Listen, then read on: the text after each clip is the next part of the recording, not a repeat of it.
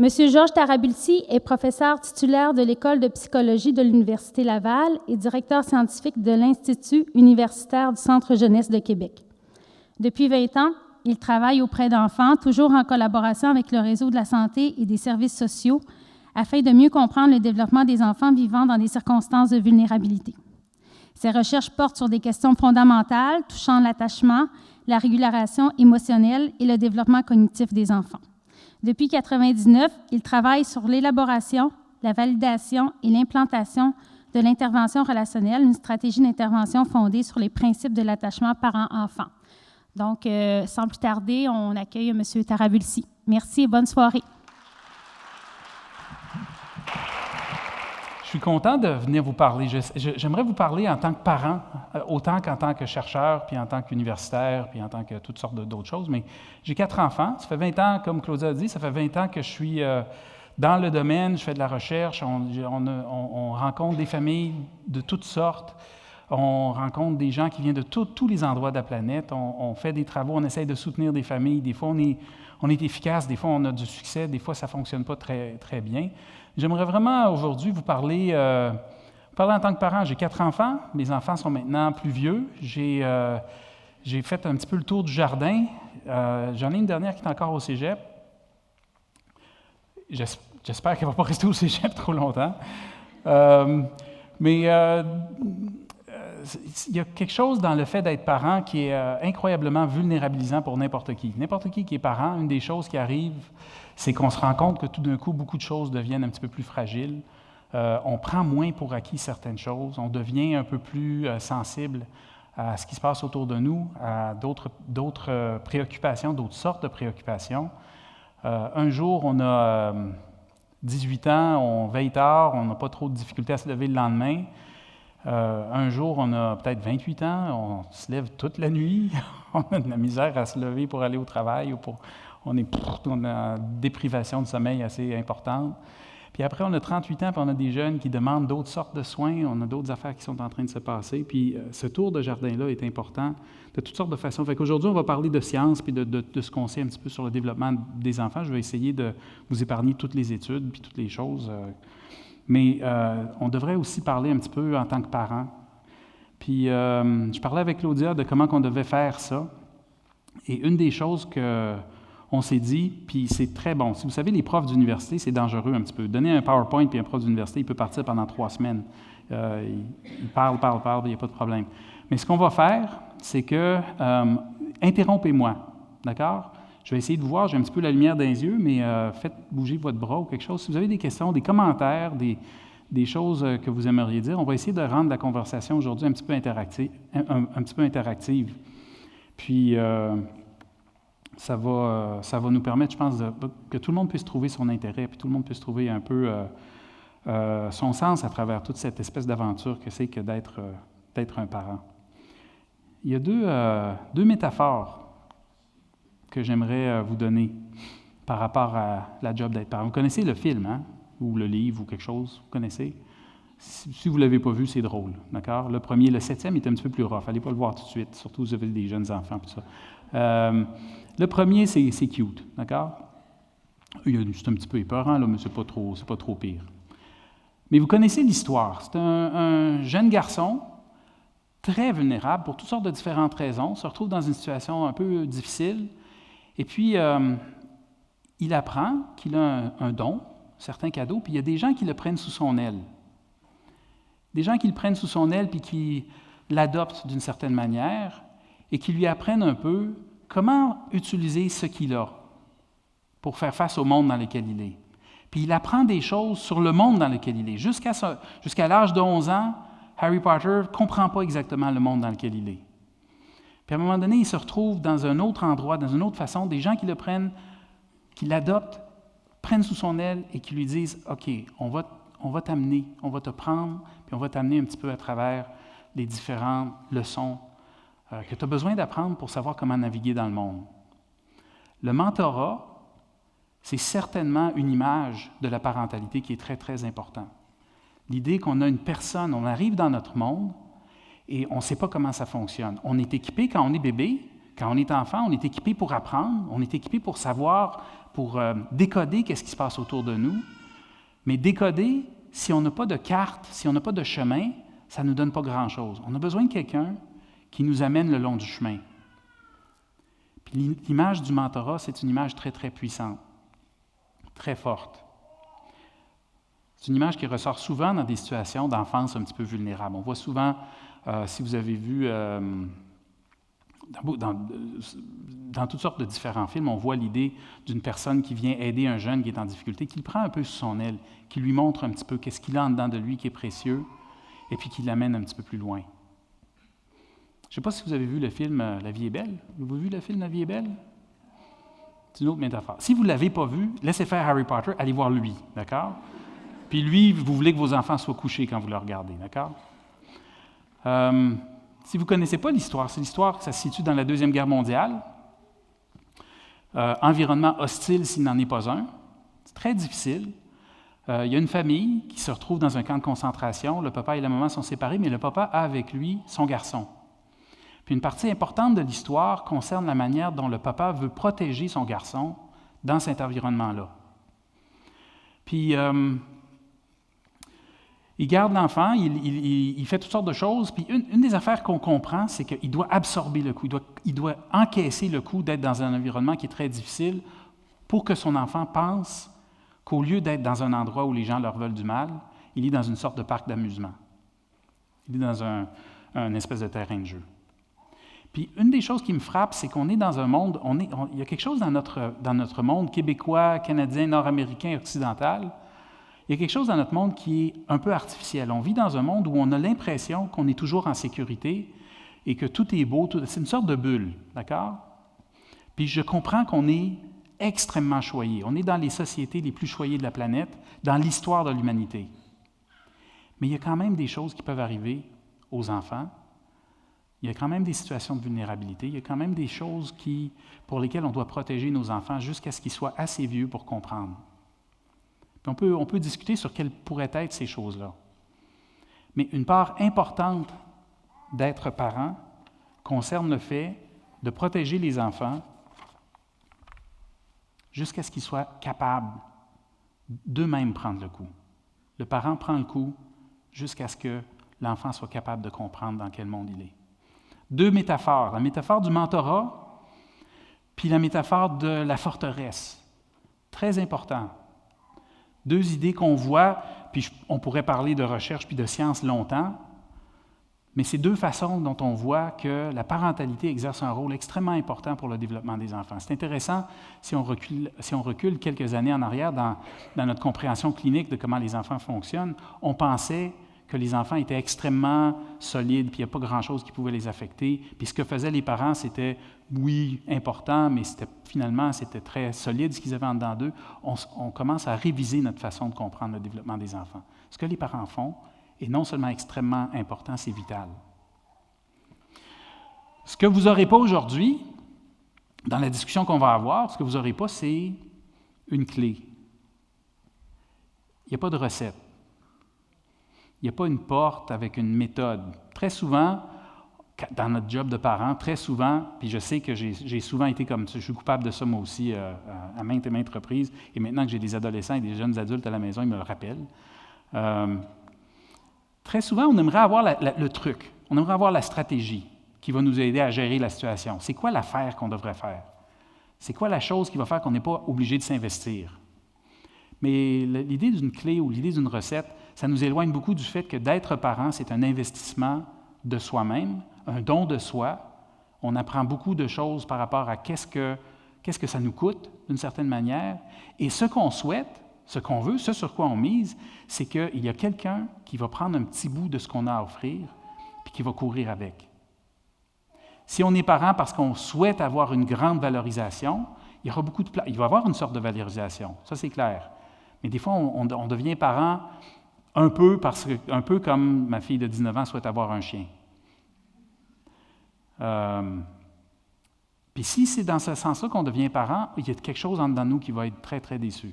Parce qu'il y a quelque chose dans les enfants qui, éventuellement, comme nous-mêmes, il y a quelque chose dans nos enfants qui fait le chemin. Ils veulent faire un chemin. une partie importante de la parentalité, c'est de négocier constamment l'autonomie des enfants. De la grossesse, pour les femmes, de la grossesse, à la naissance et pour la suite. On est toujours en train de négocier quelque chose d'important par rapport à l'autonomie des enfants. Ça va, vous me suivez? On est correct? Alors, ce n'est pas une clé, ce dont on va parler. C'est un champ. Un champ, si vous êtes, je ne suis pas cultivateur, puis encore une autre affaire, une chance que le IGA ne dépend pas de Georges Taraboulsi pour fournir les tablettes. Mais une des choses qu'on sait, c'est que les cultivateurs ont tout un ensemble de choses à faire. C'est un investissement énorme, c'est un gros travail, et on sait qu'ils ont un certain nombre de paramètres qu'ils contrôlent, et il y a un certain nombre de paramètres qu'ils ne contrôlent pas. Et puis, être parent, ça veut dire s'amener tout entier à une tâche. Ça veut dire avoir une espèce de vocation, arriver pour que les choses poussent, pour que les choses grandissent, et espérer aussi que les affaires vont venir ensemble pour donner quelque chose de positif, quelque chose de bien à la suite, à la fin. C'est important d'avoir une image de ça, une espèce d'image qui nous aide à mettre un peu en relief c'est quoi la parentalité. Parce que je vous assure que si la seule image qu'on a, c'est ce qu'on retrouve dans nos médias populaires, on va avoir toutes sortes de différentes choses qui vont émerger. C'est important de réfléchir à ça puis de se donner une idée de qu'est-ce que je voudrais donner à mon enfant? Qu'est-ce que j'ai de moi que j'aimerais donner à mon enfant? Comment est-ce que je vais faire pour le lui donner? Qu'est-ce que j'ai dans mon histoire que j'aimerais à un moment donné qu'il comprenne? De quoi est-ce que j'ai de mon histoire que j'aimerais le protéger? Ces éléments-là, c'est des choses auxquelles c'est important d'apporter une certaine réflexion. Anciennement, dans nos familles, on avait beaucoup de réseaux informels. On avait des familles étendues, on avait beaucoup de personnes autour de nous, et puis c'était très facile de parler. Ce n'était pas toujours facile, je ne veux pas avoir trop de nostalgie pour ce qui était là dans le passé, mais c'était beaucoup plus facile que maintenant d'avoir des gens qui nous connaissaient intimement, de différentes façons, qui connaissaient les choses qui nous étaient arrivées, qui connaissaient les choses dans lesquelles on était bon. Je me rappellerai toujours d'une histoire qui était arrivée. J'étais dans un autobus à Québec, dans un quartier où tout le monde connaissait mon père. Puis à un moment donné, moi et mes amis, on faisait des bêtises dans l'autobus. Puis il y a un monsieur qui s'est levé, puis qui a regardé. Il a dit « T'es-tu le fils à Michael, toi? » J'ai dit oui, je me suis assis, puis j'ai arrêté de faire des niaiseries.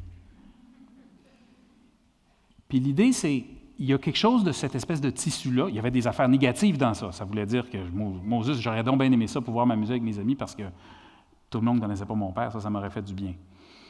Mais il y avait quelque chose dans ce tissu-là qui faisait en sorte qu'il y avait quelque chose de la famille, qui était des liens qu'on avait, de la richesse des liens, qui faisait en sorte qu'il y avait des éléments qui étaient sur la table constamment. Puis en tant que parents, on amenait cette information-là sur la table, on réfléchissait, on avait de l'aide, on avait des discussions. La marge de manœuvre dont on parlait tantôt, elle était toujours sur la table. Elle était toujours sur la table. Qu'est-ce que tu fais avec ton enfant? Ah, moi, c'est sûr que je fais toujours ça, puis ça, puis ça. Qu'est-ce que toi, tu fais avec ton enfant? Moi, c'est ça. Voyons donc, c'est sûr qu'il faut faire pas ça, mais ça. Puis là, en tant que parent, on réfléchissait, on avait des points de repère, on se donnait des guidelines pour savoir comment mieux cheminer. Ça, c'est quelque chose je ne sais pas comment c'est dans votre région, mais c'est quelque chose tranquillement, on est en train de perdre. Puis de plus en plus, on doit dépendre, dans nos sociétés, dans nos communautés, on doit avoir ces réseaux-là un peu plus formels, un peu plus organisés, parce qu'ils n'ont pas lieu d'une manière informelle. Ça va? Très bien. Quand ça ne va pas, là, levez une main, faites quelque chose, parce que je ne vous vois pas très, très bien, puis j'ai l'habitude de regarder mes étudiants puis de regarder s'ils ont l'air de comprendre. Mais là, je ne vous vois pas très, très bien. Je ne sais pas si vous avez l'air de comprendre. Je vais faire 4 affaires avec vous ce soir. 5 affaires, en fait. 5 choses. J'aimerais qu'on dise très clairement qu'il y a une espèce de mythologie. Il y a une mythologie qui dit être parent, c'est la chose, c'est simple, c'est très naturel, c'est facile, il n'y a pas de problème. Je veux juste vous dire que être parent, ça a toujours été pas évident pour plein de monde. Puis j'aimerais ça juste parler de quelques événements, quelques anecdotes très historiques. Je ne veux pas vous ennuyer, mais ce n'est pas de ma faute, je suis prof à l'université, il faut que je dise des affaires qui ennuient les gens. Je veux parler aussi un petit peu des théories scientifiques, où les scientifiques, quand vous écoutez du monde, toujours remettre des choses en question, parce que les scientifiques se sont tellement trompés à travers l'histoire, et surtout l'histoire récente, que c'est très drôle, en fait, d'entendre c'était quoi les anciennes histoires concernant le développement des enfants, surtout le développement du lien parent-enfant, puis comment ça pouvait être important ou pas pour le développement de l'enfant. Alors, c'est important de regarder qu'est-ce qu'il y a 50 ans, on pensait, 30 ans, 40 ans, parce que ça n'avait tellement pas de bon sens qu'est-ce qu'on pensait. D'accord? Soit dit en passant, la plupart de nos programmes sociaux se sont beaucoup inspirés de cette science-là. Une chance qu'ils sont en train de changer. D'accord? Je ne parle pas de la récente réforme en catastrophe qu'on vient de vivre, mais je parle des réformes qu'il y a eu dans les années 90. Une chance que ces choses-là sont en train de changer parce que notre science était défaillante à plusieurs égards, on pourra en parler. Je vais aussi parler des défis particuliers de notre époque. On est dans une bulle, on a des affaires qu'on vit actuellement qui sont différentes, qui sont propres à notre temps dans l'histoire. J'ai juste à dire le mot « téléphone intelligent », vous comprenez exactement. Si vous avez un ado, vous comprenez exactement de quoi que je parle. On est dans un temps, dans l'histoire, où il y a un certain nombre d'enjeux qu'il faut mentionner, qu'il faut nommer, puis qu'il faut se dire qu'est-ce qu'on fait avec ça. Mettons-les sur la table, discutons, donnons-nous cet espace pour négocier ensemble, pour discuter, pour voir qu'est-ce qu'on fait. C'est des questions importantes. C'est des questions qui sont importantes. Je veux m'arrêter quelques instants sur la question des bases du développement. Je veux surtout parler de l'importance de l'interaction, de la communication, qu'elle s'installe tôt et qu'elle se poursuive. Ce n'est pas toujours facile de parler avec nos enfants. Puis si on n'a pas pris la meilleure façon de le faire, c'est de prendre l'habitude très tôt. J'entendais tantôt des bébés qui pleuraient. Avec les bébés, c'est toujours plus facile de parler parce qu'ils ne savent pas parler puis ils nous écoutent. D'accord? Avec un ado, c'est plus compliqué. Fait que c'est toujours mieux de commencer avec un bébé puis d'essayer de le garder puis de négocier l'autonomie, que d'arriver avec un ado puis de dire « tu ne me l'as pas dit », puis que c'est plate si l'ado nous dise après « ben tu ne m'as jamais demandé ». Fait que je veux parler de cette question-là de l'interaction, très important. Et je veux parler de 4 aspects de la parentalité qui sont vraiment, vraiment importants, presque peu importe l'âge de l'enfant. Je veux parler de qu'est-ce que l'enfant est en train de nous dire, comprendre l'importance de comprendre ce que l'enfant est en train de nous dire dans différentes situations. Pas juste par ses mots, pas juste parce qu'il nous dit « je suis très content » ou « je suis très triste » ou « j'ai réussi » ou « j'ai eu un échec », pas juste par ces mots. Les mots sont certainement très importants, mais aussi par la manière dont il est avec nous. Je veux parler d'agir.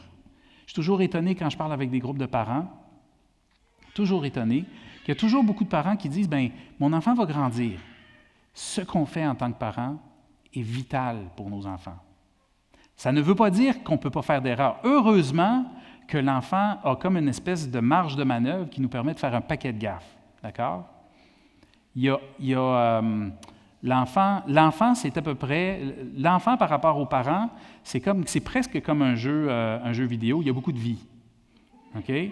On peut faire beaucoup, beaucoup d'erreurs avec les enfants. Mais ceci étant dit, ça ne veut pas dire qu'il ne faut pas être intentionnel en même temps. Ce n'est pas parce que les enfants sont résilients face à nos erreurs qu'on ne devrait pas être en train de réfléchir à ce qu'on est en train de faire.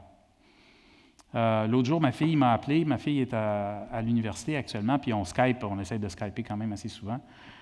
Je pense que des fois, elle Skype parce qu'elle sait que ça nous fait du bien à nous autres. C'est-à-dire, elle, c'est comme... Vous comprenez ce que je veux dire? C'est comme... faut que je m'occupe de mes parents, dans un certain sens. Fait que des fois, on Skype, puis à un moment donné, elle nous disait j'ai ça à faire, j'ai tel projet à remettre, j'ai tel examen qui s'en vient, j'ai une entrevue pour un stage. Puis elle nous disait, elle nous défilait tout un ensemble de choses. Puis j'ai dit, bon, ça veut dire que tu vas faire ça, puis ça. Écoute, il faut que je te laisse, là, j'ai besoin de partir. Puis j'ai fermé le Skype, là, puis je suis parti. Puis là, ma conjointe me regardait, elle m'a dit, c'est quoi ça? Elle vient juste de dire là, qu'elle ne filait pas, qu'elle était tout à l'envers. J'ai dit, ben non, elle ne m'a pas dit ça. C'est sûr, c'est moi le psychologue à l'université qui dit, moi j'ai tout compris. Puis là, elle m'a dit, non, c'est quoi que tu viens de faire? Elle dit, il faut la rappeler tout de suite, là, tu l'as mis tout à l'envers. Là. J'ai dit, ben non, je ne l'ai pas mis à l'envers. Puis on a reparlé, puis effectivement, j'avais bousillé la chose. Puis c'est important, on fait des gaffes. On fait plein de gaffes régulièrement tout le temps. Puis ça nous fait le plus grand bien de dire, je te demande pardon, je n'ai pas fait attention. Je veux te donner quelques exemples. C'est des exemples qui sortent de nos projets de recherche dont j'aimerais vous parler, des exemples qui sortent de nos projets ou des familles qu'on a suivies dans différents contextes. Et puis après ça, j'aimerais donner quelques pistes de discussion, de conclusion et de réflexion. Ça vous va comme ça, comme programme? Oui? De toute façon, c'est ça. Je suis désolé. Je trouve ça intéressant que la Bible commence avec l'histoire d'Adam et Ève et que les premiers enfants de Dieu, c'est des enfants opposants. Puis ça me réconforte à quelque part, parce que Dieu, en théorie, Dieu est parfait, et il élève ses enfants parfaitement, Et puis il se retrouve avec une révolution dans sa famille, une mutinerie. C'est un vieux texte, hein? 1500 ans avant Jésus-Christ à peu près, très vieux. Puis il y a quelque chose d'important que l'auteur est en train de dire ici qui devrait porter à travers tous les âges. Il y a quelque chose dans le lien entre un parent et un enfant. Il y a quelque chose de mentorat qui est là. Il y a quelque chose de dire qu'est-ce qui est bon, qu'est-ce qui est moins bon. Il y a quelque chose de vouloir coacher, de vouloir guider, de vouloir à tout prix souhaiter que nos enfants fassent la bonne chose. Puis il y a quelque chose qui n'appartient pas aux parents. Parce que les gens sont indépendants. Ce genre de situation-là a animé les discussions philosophiques sur le libre arbitre puis sur la liberté d'expression, sur la capacité d'une personne de prendre ses propres décisions à travers les siècles et les millénaires. Ce genre de situation-là, c'est savoureux. On peut parler longtemps de ce genre de choses-là. Puis qu'est-ce que l'auteur veut nous dire quand il dit, quand la première histoire entre le père parfait, le parent parfait, on devrait dire, et les enfants, c'est une histoire de troubles d'opposition. C'est assez incroyable pour moi qui étudie le développement de l'enfant. L'auteur est en train de vouloir nous dire quelque chose de très important. Peut-être qu'il est en train de dire, peut-être une des choses qu'il est en train de dire, c'est qu'il y a quelque chose dans l'être humain que lorsqu'on lui présente, même une personne parfaite, il n'est pas sûr de vouloir suivre. Puis s'il est en train de nous dire ça, s'il est en train de nous dire quelque chose comme ça, peut-être que ça devrait nous donner des attentes différentes par rapport à notre travail de parent. Ça va? Tout le monde est devenu très silencieux, tout d'un coup, ça m'a rendu anxieux. Les idées sur l'enfance ont changé beaucoup à travers l'histoire. Puis les gens oublient que les Grecs, on cite beaucoup les Grecs pour toutes sortes de différentes belles choses, mais il y avait une cité grecque qui s'appelle Sparte, vous connaissez sûrement les Spartiates. C'était des gens qui étaient quand même un petit peu particuliers. Quand un enfant naissait, des soldats venaient à l'examiner afin de déterminer sa force. S'il était perçu comme étant trop faible, on le réservait pour l'esclavage. L'enfant n'appartenait pas aux parents, il appartenait à l'État. L'État était organisé, et puis on essayait de structurer les choses pour que chaque enfant trouve sa bonne place. Certains étaient choisis pour la guerre, d'autres étaient choisis pour l'esclavage, la soumission absolue. On pouvait peut-être aussi le laisser avec d'autres enfants esclaves pour voir s'il allait survivre. Il y a des histoires dans l'Antiquité où on prenait des enfants puis on les laissait. Il y avait des enfants plus vieux, des enfants plus jeunes, puis on se posait la question, s'il survit, il va mériter de vivre en tant qu'esclave. Les enfants appartenaient à l'État. À 7 ans, l'enfant quittait sa famille pour devenir soldat. Sa formation était constituée de combats et de différentes tâches où il apprenait la survie à 7 ans. On valorisait le courage et l'honneur. Il me semble que d'habitude, quand on parle de courage et d'honneur, c'est une bonne chose, right? OK. Ici, il y avait un bug. OK? Je ne sais pas c'est quoi le bug, j'ai de la misère à réfléchir un petit peu, là, mais il y a un problème. Les sentiments, l'affection, la vulnérabilité, c'était pour les faibles, puis on n'en voulait pas. Comment est-ce qu'on élevait nos enfants dans ce contexte-là? Quand les communistes sont venus au pouvoir en Union soviétique, puis ils ont commencé à répandre certaines formes de communisme dans certains pays, une des choses qu'on pouvait faire dans certains pays, notamment, on a fait ça dans des pays de l'Asie du Sud-Est, c'est qu'on prenait les enfants de leurs parents vers à peu près 3-4 ans, parce qu'on voulait s'assurer qu'ils soient bien endoctrinés. On parle de choses qui se sont passées dans les années 70, début des années 80. Y a-t-il quelqu'un qui se souvient des années 70? Oui? Merci, vous êtes gentil. On est deux. On n'est pas loin, là. On n'est pas loin de choses qui commencent à ressembler à ce type de situation-là. Dans le fond, ce que je comprends, moi, en lisant ce type de situation-là, c'est quelque chose qu'on retrouve dans d'autres sociétés, dans d'autres cultures, à différents moments de l'histoire. Puis on est toujours, si vous êtes parent, puis si vous réfléchissez à vos enfants, on est toujours en train de penser à, est-ce qu'il y a quelque chose dans nos sociétés qui nous pousse à vouloir que nos enfants soient, d'une certaine manière, au détriment des enfants? Est-ce qu'on est en train de les pousser dans une certaine direction pour qu'ils soient d'une certaine manière à leur détriment? Ça, c'est comme une exagération, c'est une caricature de ce genre de choses-là. Les communistes, dans certains pays, avaient une autre sorte de caricature qui ressemblait à celle-là. Mais dans différentes sociétés, on a fait ce genre de gestes-là, ce genre de choses-là. L'enfance n'a jamais été simple. Saint-Augustin, vous connaissez, ce n'est pas juste une communauté à l'extérieur de Québec. Saint-Augustin, c'était une des personnes qui a écrit parmi les livres qui ont le plus formé tout ce qu'on pense de l'Occident, actuellement, c'est un adolescent qui était impliqué dans ce qu'on appellerait maintenant une gang de rue. D'accord? Commettait des vols. Ça fait drôle de penser à Saint-Augustin comme ça, je ne sais pas si... Commettait des vols, il entrait par effraction chez les gens, buvait énormément, c'était la débauche, et la débauche dans tous les sens, autant sur le plan de ce qu'il mangeait et buvait que sur le plan sexuel. Au grand désarroi de ses parents, c'est une des personnes les plus marquantes de l'Occident. Il n'y a pas une école, je pense, au Québec, au Canada, qui n'oblige pas qu'on lise des livres de Saint-Augustin à un moment donné dans le cursus scolaire. Les cours de philo au cégep s'en font une grande fierté.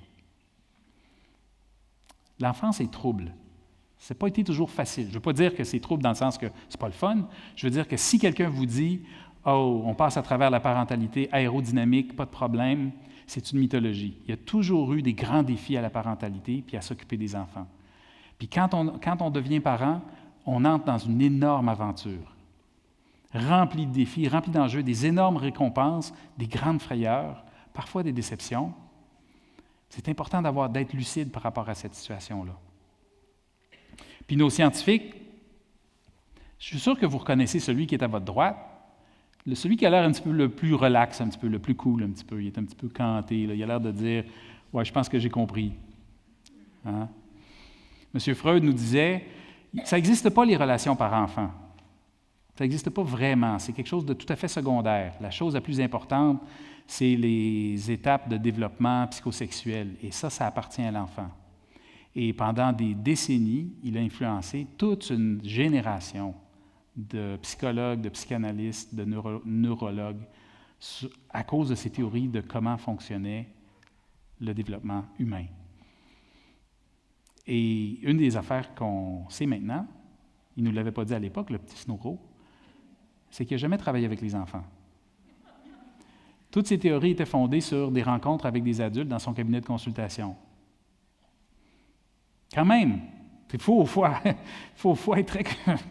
C'est là qu'il faut s'arrêter et dire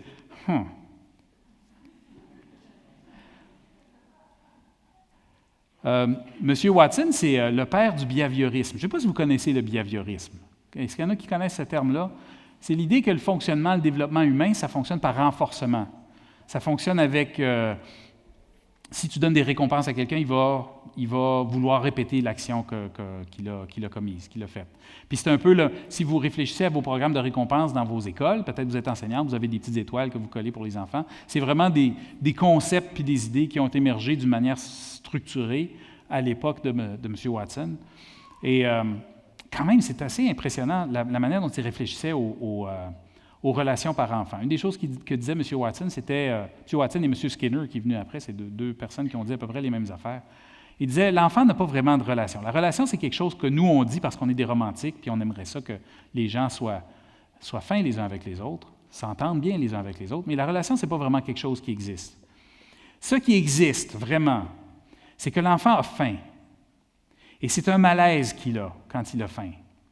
Et quand sa mère arrive dans le décor, il sait qu'il va être allaité ou qu'il va avoir un biberon, et il sait que ça va le consoler. Alors, il associe la présence de maman avec le réconfort physiologique qu'il va ressentir.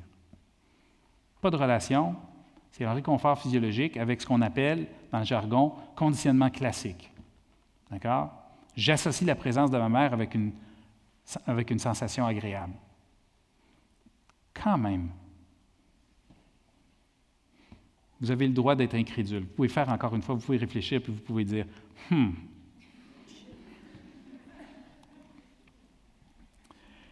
La science a eu, dans l'enfance, la science a eu de nombreux échecs, parce que l'enfance, c'est la période de vie où le développement est à son plus fulgurant. Les choses se passent, l'enfant est en train de changer quotidiennement, à tous les jours, sur le plan neurologique, sur le plan du développement de son cerveau, sur le plan physiologique des structures et des organes qui sont en train de se former, de toutes les ramifications qui sont en train de se faire partout. Il est en train de se former sur la manière dont il se représente le monde dans lequel il est. Chaque expérience crée chez l'enfant de nouveaux souvenirs, de nouvelles affaires. Puis c'est intéressant parce que l'enfant arrive dans le monde, sa mémoire ne fonctionne pas super bien. Une des raisons pourquoi maman doit accoucher après 9 mois, c'est que le cerveau de l'enfant doit prendre beaucoup de place. Puis si elle n'accouchait pas à 9 mois, l'enfant, on aurait des problèmes.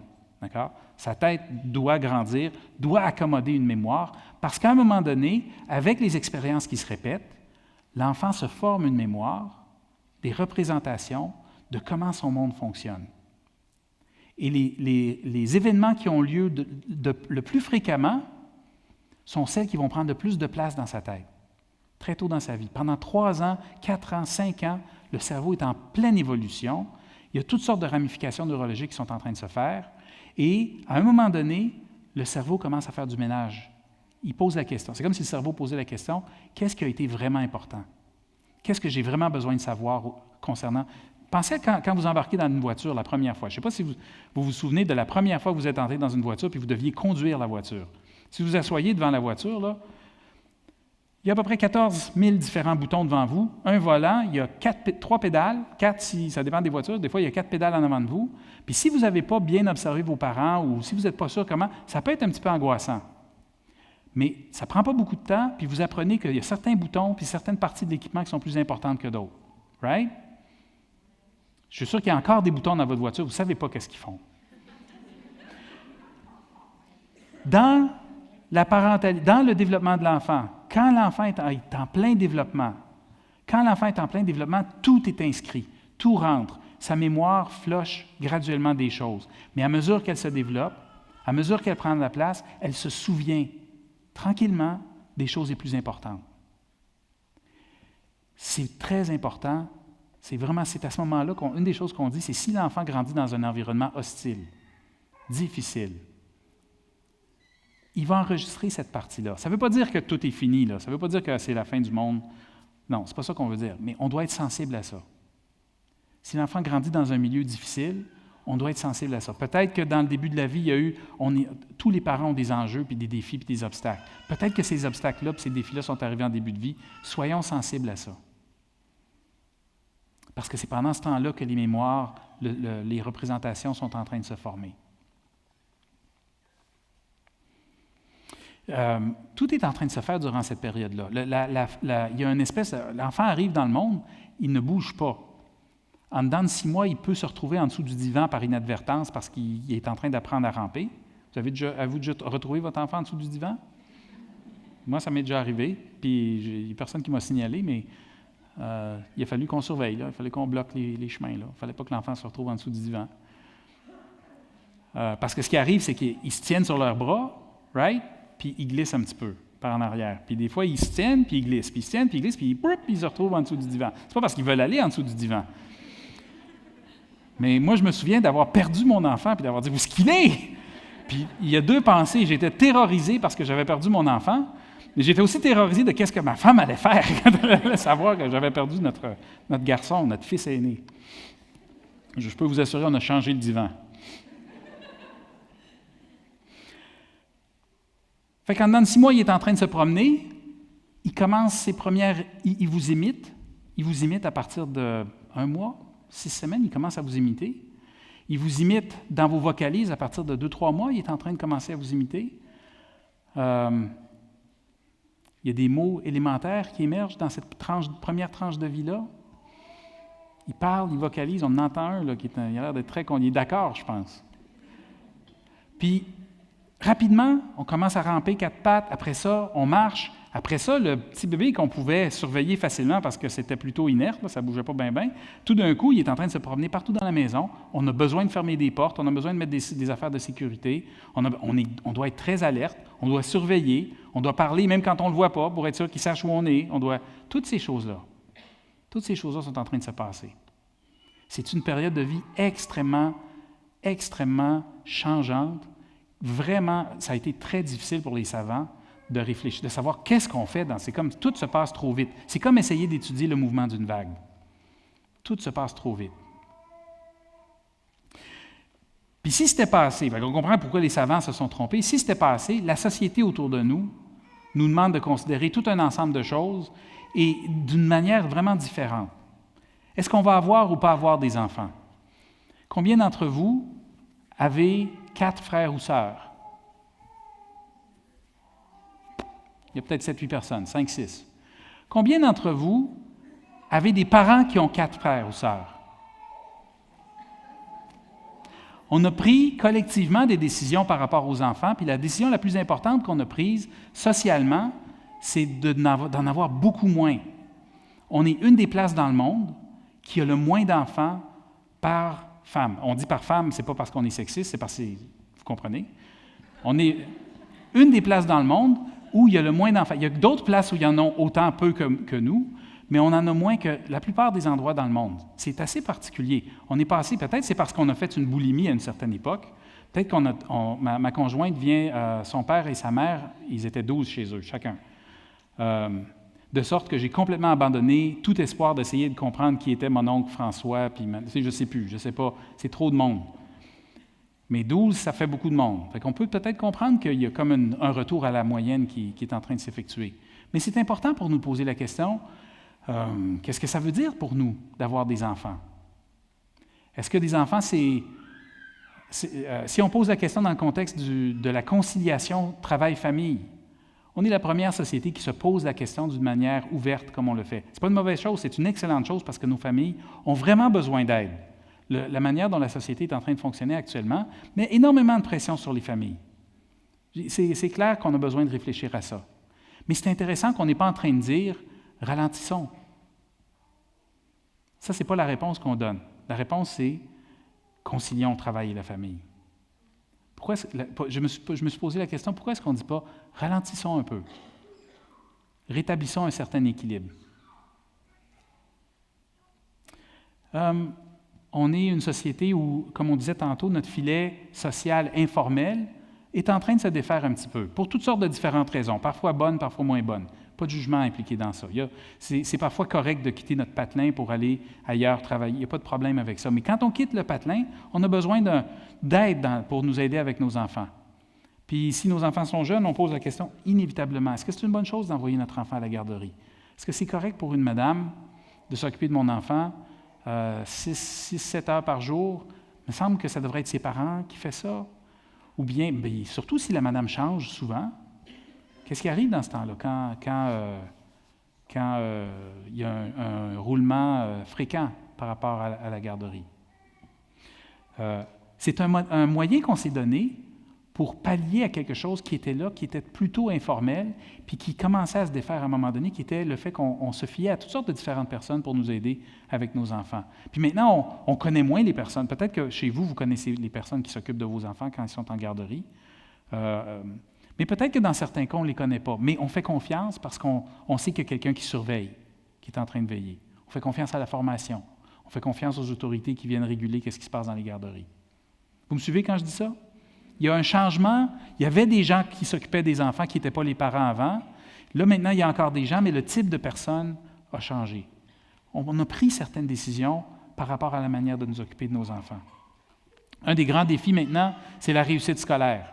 On est passé il y a 50 ans, d'une société qui n'avait pas l'instruction publique.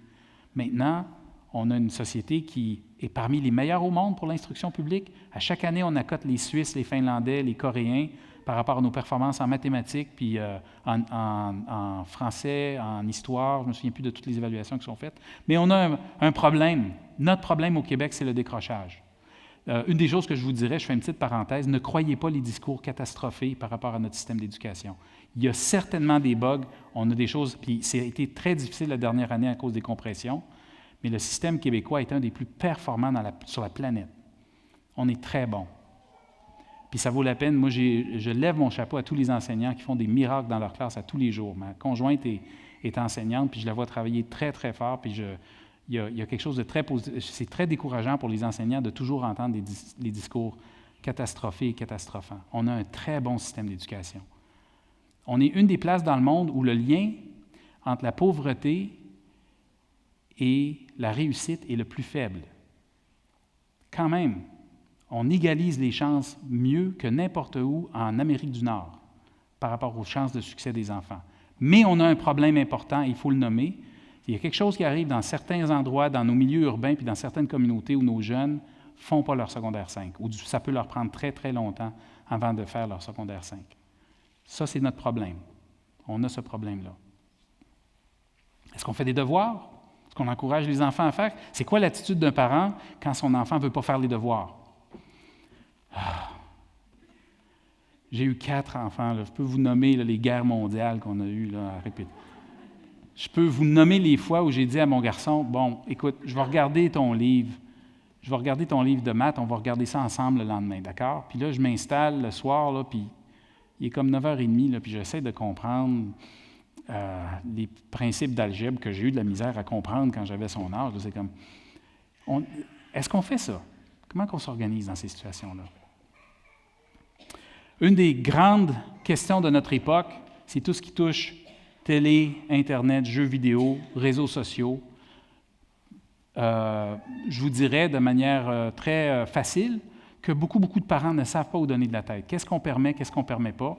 J'ai eu un parent qui m'a dit à un moment donné, « Ma fille de 12 ans est régulièrement sur des sites pornographiques. » Puis j'ai dit, « Quoi, qu'est-ce que c'est ça? » Elle dit, « Ah, tu sais, les enfants font ça maintenant. » J'ai dit, « Les enfants font ça maintenant? C'est quoi ça? Qu'est-ce qu'on est en train de penser? » Comment qu'on gère cet univers-là? Surtout qu'il est secret. Surtout que maintenant qu'on a un téléphone, qu'on amène au lit quasiment, qu'on met des petits écouteurs puis qu'on dort avec la musique, qu'est-ce qu'on fait avec ça?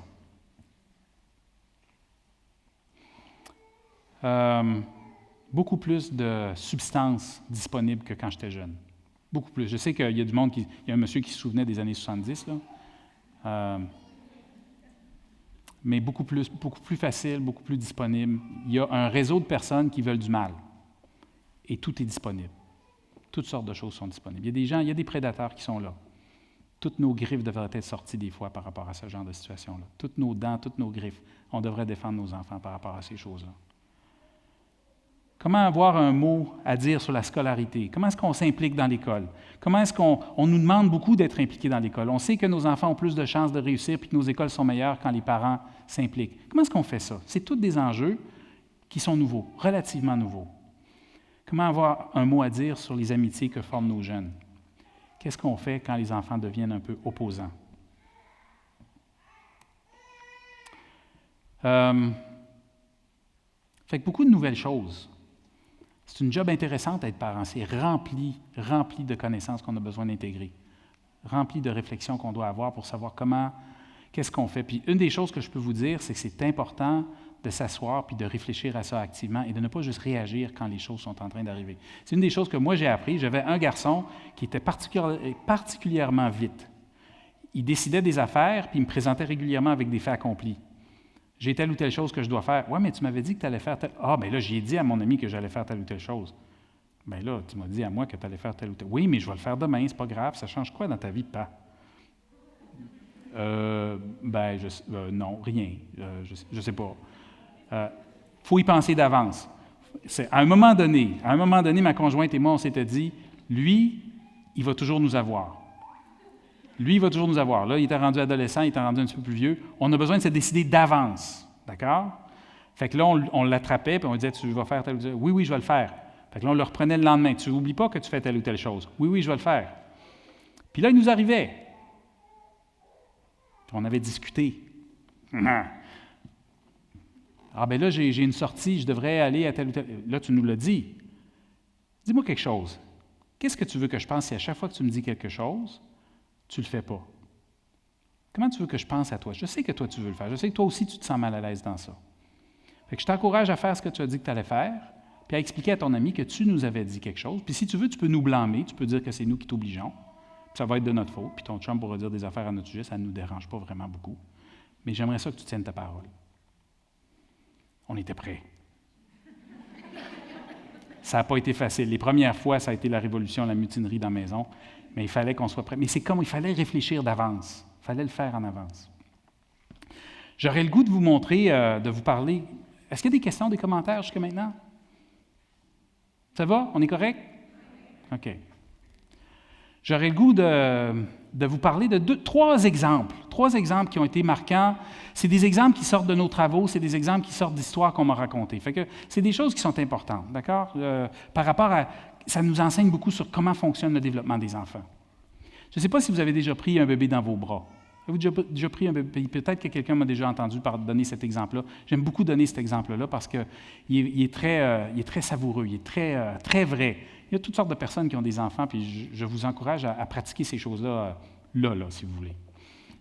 Prenez un bébé dans vos bras. Presque tout le monde, c'est naturel, on est filé pour ça. On est neurologiquement filé pour ça. Presque tout le monde prend son enfant, puis le tient à une distance, un nouveau-né, un bébé de 2-3 mois, le tient à une certaine distance, normale, qui est tout à fait cohérente avec l'acuité visuelle des enfants. On fait toutes sortes de choses qu'on ne ferait pas normalement. On diminue notre débit, on parle plus lentement, on exagère nos expressions faciales, il y a de l'activité de sourcils. Hein? Nos joues, nos pommettes, désolé monsieur, nos joues, nos pommettes commencent à bouger, notre bouche bouge un petit peu plus. On utilise des mots monosyllabiques parfois qui ne veulent rien dire. Et quand on fait ça, quand on parle à notre enfant, il est attentif. On mobilise son attention.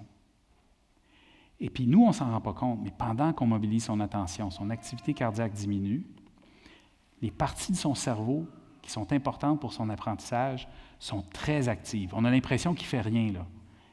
Les parties de son cerveau nécessaires à son apprentissage sont très actives. Et il est en train de pratiquer son attention et sa concentration. Puis n'est-ce pas absolument merveilleux que la personne qui pratique l'attention et la concentration d'un enfant en début de vie, qui est en train de lui parler doucement, avec affection, c'est la personne qui a le plus de bons sentiments, qui a le regard le plus bienveillant sur cet enfant-là. Ce sont ses parents. Je trouve que c'est vraiment bien fait. Une des choses qu'on fait dans nos travaux d'intervention, là je vous parle à vous, là, fait que j'accélère le débit, là, d'accord? Une des choses qu'on fait dans notre travail d'intervention, c'est qu'on fait ces démonstrations-là. J'aimerais ça vous en montrer une démonstration. Je vais vous montrer une séquence. Je vais sortir de ma présentation, ici. Je vais vous montrer une petite séquence.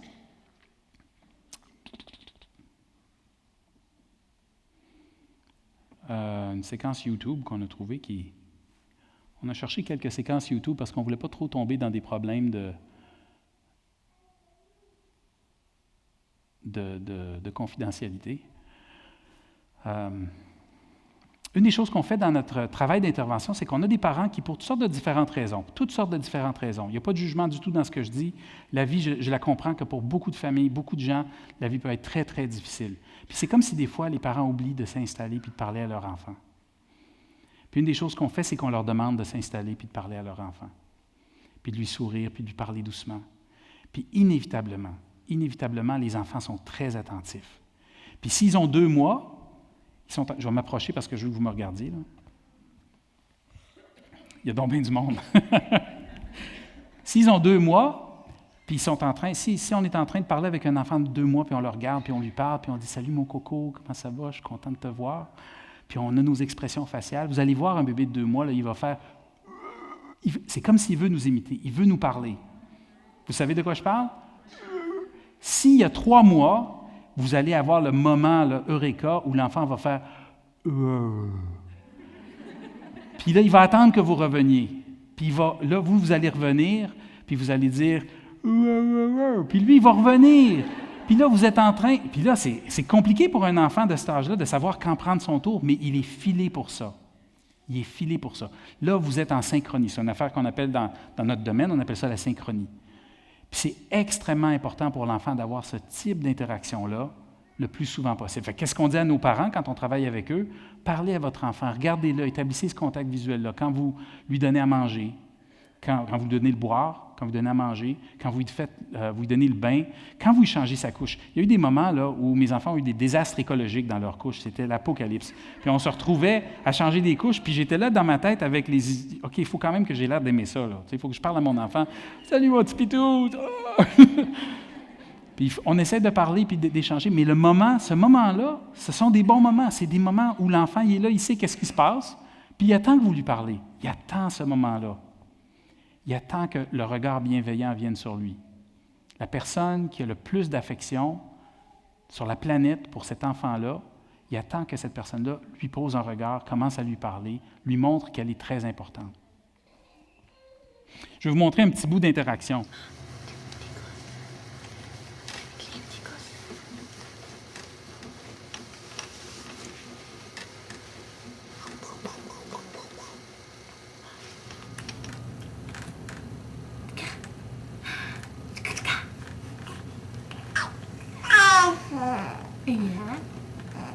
Yeah.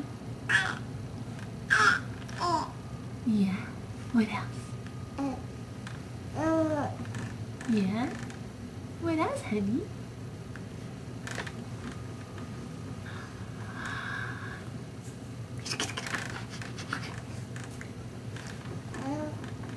Who's that?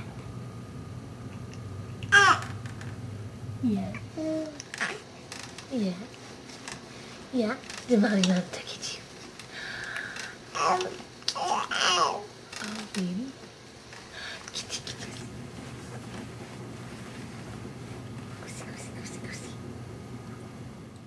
Moi, je trouve ça très cool. Je ne sais pas si vous voyez comment le bébé est super attentif.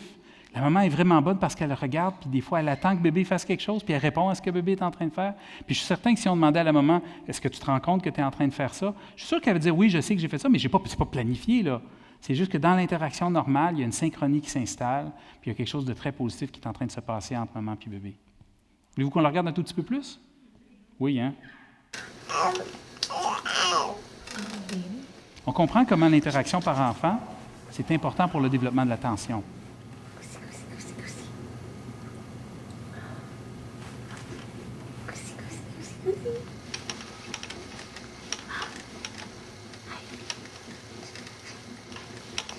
Hi, Goose.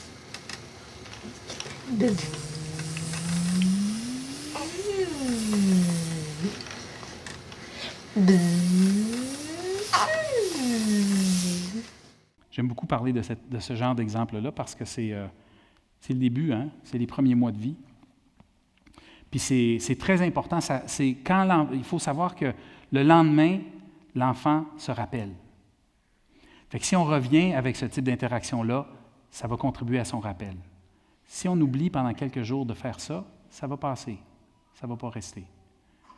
Puis à mesure que la mémoire de l'enfant se développe, à mesure que ce genre d'événement-là, c'est banal, là, on a regardé 1 minute, l'enfant n'avait pas l'air de s'ennuyer, ce n'était pas super compliqué. À mesure que l'enfant est exposé à ce genre de choses-là, puis que sa mémoire se développe avec ces expériences-là, ça commence à faire partie pour lui d'une feuille de route. Imaginez un bébé qui a 6 mois, qui se lève le matin. Je ne sais pas comment vous êtes quand vous vous levez le matin. Se réveiller le matin, c'est difficile. C'est difficile pour tout le monde, d'accord? C'est peut-être particulièrement pour certaines personnes plus que d'autres, là. Mais en général, ce n'est pas quelque chose qui est facile physiologiquement pour le corps. Le corps doit se mobiliser beaucoup pour se lever. Pour les bébés, c'est la même chose. Fait qu'on comprend que souvent, des bébés, pas toujours, mais souvent, des bébés, quand ça se réveille, ça chigne un petit peu. Ça, c'est un petit peu mal à l'aise. Hein, monsieur qui fait ça, oui, c'est ça. En plein. Vous savez de quoi je parle. Vous ne faites pas ça vous-même, là. Non, c'est bon. Très bien. Mais imaginez le bébé qui chigne un petit peu. Puis là, il y a une... Je m'excuse de mes stéréotypes, je n'ai pas d'allure, OK? Je vais vous donner des caricatures et des stéréotypes. Là, il y a une madame qui vient le chercher. Puis elle dit « Salut, mon petit pitou, je suis tellement content de te voir. » Puis elle prend, puis elle colle contre elle. Puis elle l'amène voir un monsieur, puis elle est contente de le prendre. Puis le monsieur, il dit « Salut, mon petit bonhomme, comment ça va? » Puis tout le monde est content de le voir, puis on prépare le petit biberon, on prépare la petite purée, ou je ne sais pas trop qu'est-ce qu'on prépare. Puis tout le monde est content de voir le bébé. Qu'est-ce qu'il a fait, l'enfant? Il a chigné. Il y a eu une réponse physiologique normative au réveil. Puis le monde est cool pour cet enfant-là. Moi, je n'ai pas besoin de faire grand-chose, je me réveille, tout le monde est content de me voir. Fait qu'imaginez que cet enfant-là, dans sa première année de vie, mettons qu'on donne 75 jours de répit aux parents, la permission d'être de mauvaise humeur 75 fois dans la première année, 290 jours, il se réveille avec ce genre d'expérience-là. Le monde est cool. Les gens sont contents de me voir. Yes. Puis on peut imaginer des situations qui ne sont pas comme ça. Qu'est-ce que le parent a fait? Est allé chercher le bébé avant qu'il ne crie et qu'il ne hurle pour que quelqu'un vienne le chercher. Fait qu'elle l'aide à réguler ses émotions. Toute la physiologie des émotions va se développer d'une manière différente parce que quelqu'un aide l'enfant à se réguler. Me suivez-vous? À cause que l'enfant n'est pas obligé de pleurer très, très fort, puis de signaler, puis de dire « Je suis là, venez me chercher, je suis là ». À cause qu'il n'est pas obligé de crier puis de hurler très, très fort, parce que quelqu'un va le chercher, toute sa physiologie va se faire différemment que s'il était obligé de pleurer puis de crier et qu'éventuellement, personne venait le chercher puis qu'il arrêtait de pleurer parce que personne venait le chercher. Je sais qu'en tant que parent, on espère toujours que notre enfant se rendorme. OK? Mentez pas. Ne mentez pas. Je me rappelle très, très bien là, des matins là, où mes 4 enfants s'étaient levés dans la nuit, là, puis c'était comme « Mais qu'est-ce que je vais faire? » Puis des fois, il fallait que je vienne donner des présentations puis des affaires. C'était vraiment une autre sorte d'histoire. Je sais qu'on espère ça, mais c'est là qu'on encaisse le coup en tant que parent. C'est là qu'on se lève, puis qu'on dit « Je vais aller montrer à mon enfant quand même que je suis content de le voir parce que je veux qu'il pense que le monde est cool. » L'âge où il est rendu, c'est moi qui prends le coup. C'est moi qui encaisse. Je me lève, je suis content de le voir. Je sais qu'on n'est pas toujours content, mais on le fait parce que c'est bon pour notre enfant. Ça va? Autre exemple. Je ne sais pas si vous étiez petit, vous vous êtes déjà perdu dans une foule. Est-ce que ça vous est déjà arrivé? Être perdu dans une foule. Vous allez à la ronde, vous avez perdu vos enfants. Oui? C'est pas drôle, ça. Il y a quelqu'un qui a fait « Ah! » C'est pas drôle. Être enfant et être perdu à la ronde, c'est pas super le fun. C'est une des affaires qui arrive quand on est perdu, quand on est un petit peu perdu, là, c'est que tout notre cerveau est en train d'agir. Tout notre cerveau est en train de réagir. Il y a une partie du cerveau qui s'appelle l'amygdale, c'est drôle, ça s'appelle comme ça. C'est une partie du cerveau qui est très en lien avec l'expression de la peur. Puis quand l'enfant est alarmé, cette partie-là est super active, le cœur se débat, les parties du cerveau qui sont en lien avec l'attention, puis l'apprentissage sont toutes inhibées, puis tout ce que l'enfant fait, il ne sait pas quoi faire, il ne sait pas dans quelle direction aller, il est en train d'essayer de se maîtriser pour se contrôler, pour savoir quoi faire. Puis là, son père vient. Puis il dit « Hey, on t'a perdu! » Chlounk! Il le prend dans ses bras, il le prend contre lui. Puis là, l'enfant fait un petit sourire jaune. Là. Puis qu'est-ce qui est en train de se passer? Toutes les parties de son cerveau qui étaient en lien avec la peur, qui étaient en lien avec la manifestation d'un état d'alarme, tout ce qui lui disait « code rouge, quelque chose ne va pas bien, signal, pleure, crie, fait quelque chose », tout ça, chlounk, ça se ferme. Tout ça se ferme. Puis qu'est-ce qu'a fait le père? Il est juste allé prendre son enfant, chroum, puis il l'a pris. Fait qu'imaginez que ce genre de situation-là, ça arrive à quelques moments comme ça, dans le début de la vie de l'enfant, où l'enfant ne se sent pas bien, il y a des choses qui sont en train de se passer, puis que le parent, c'est le héros. Ça répond un petit peu à votre question. Madame qui m'avait posé la question, quand est-ce qu'il faut être fort, puis quand est-ce qu'il faut remettre en question les choses. Les moments où c'est le plus important pour l'enfant d'être fort, c'est quand il ne sait pas qu'on pourrait se tromper. D'accord? Quand les enfants sont petits, ils ne savent pas qu'on peut se tromper. Ils nous idéalisent, ils pensent qu'on est génial. Ils n'ont pas encore tout compris. Mais c'est ces moments-là où c'est là qu'on souhaite être le moins se remettre en question par rapport à ces choses-là. Oui.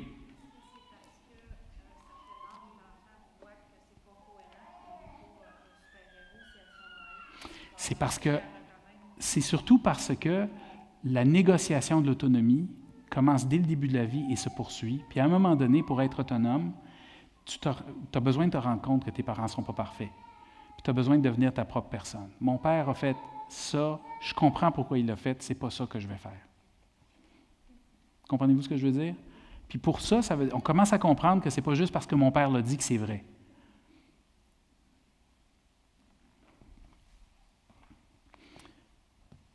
Fait que l'enfant dans la foule nous rappelle combien il y a des moments clés comme ça qui sont très importants parce qu'ils nous aident à savoir que quelqu'un veille sur nous. Puis encore une fois, je vais revenir avec la neurologie puis la physiologie, mais ça devient moulé. Notre physiologie, notre neurologie devient moulée autour de ces expériences-là. Elles sont importantes. S'occuper d'un enfant, veiller sur lui, l'aider quand il ne se sent pas bien, c'est très important.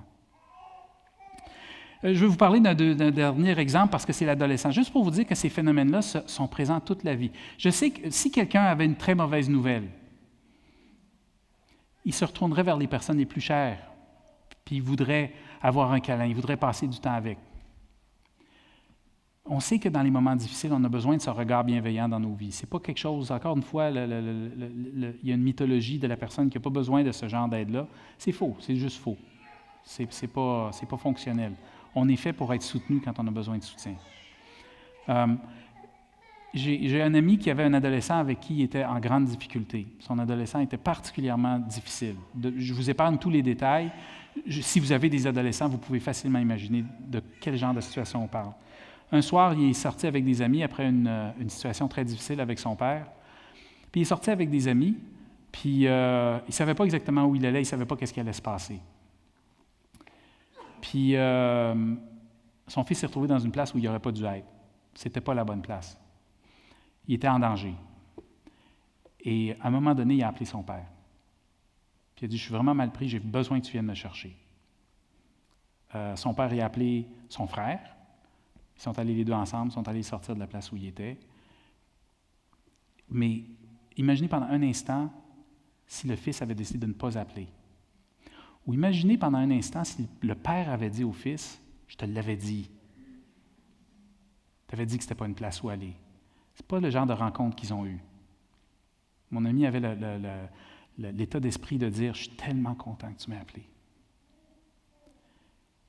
Je suis tellement content que dans ces situations-là, puis j'espère que ça va être comme ça toute la vie, que tu vas toujours m'appeler dans ces situations-là. Puis si je ne sais pas quoi faire, bien, on ne saura pas quoi faire ensemble. » Parce que ça arrive, hein? Des fois, on ne sait pas quoi faire. Des fois, il y a des situations qui sont très difficiles, on ne sait pas quoi faire. Ces événements-là sont importants. Ces événements-là sont importants. Nos liens avec nos enfants sont à la base des liens de confiance. Pour que l'adolescent, éventuellement, veuille quitter la maison et être autonome et être plein de sa propre confiance dans ses propres capacités, il doit d'abord et avant tout apprendre à dépendre de ses parents d'une certaine manière.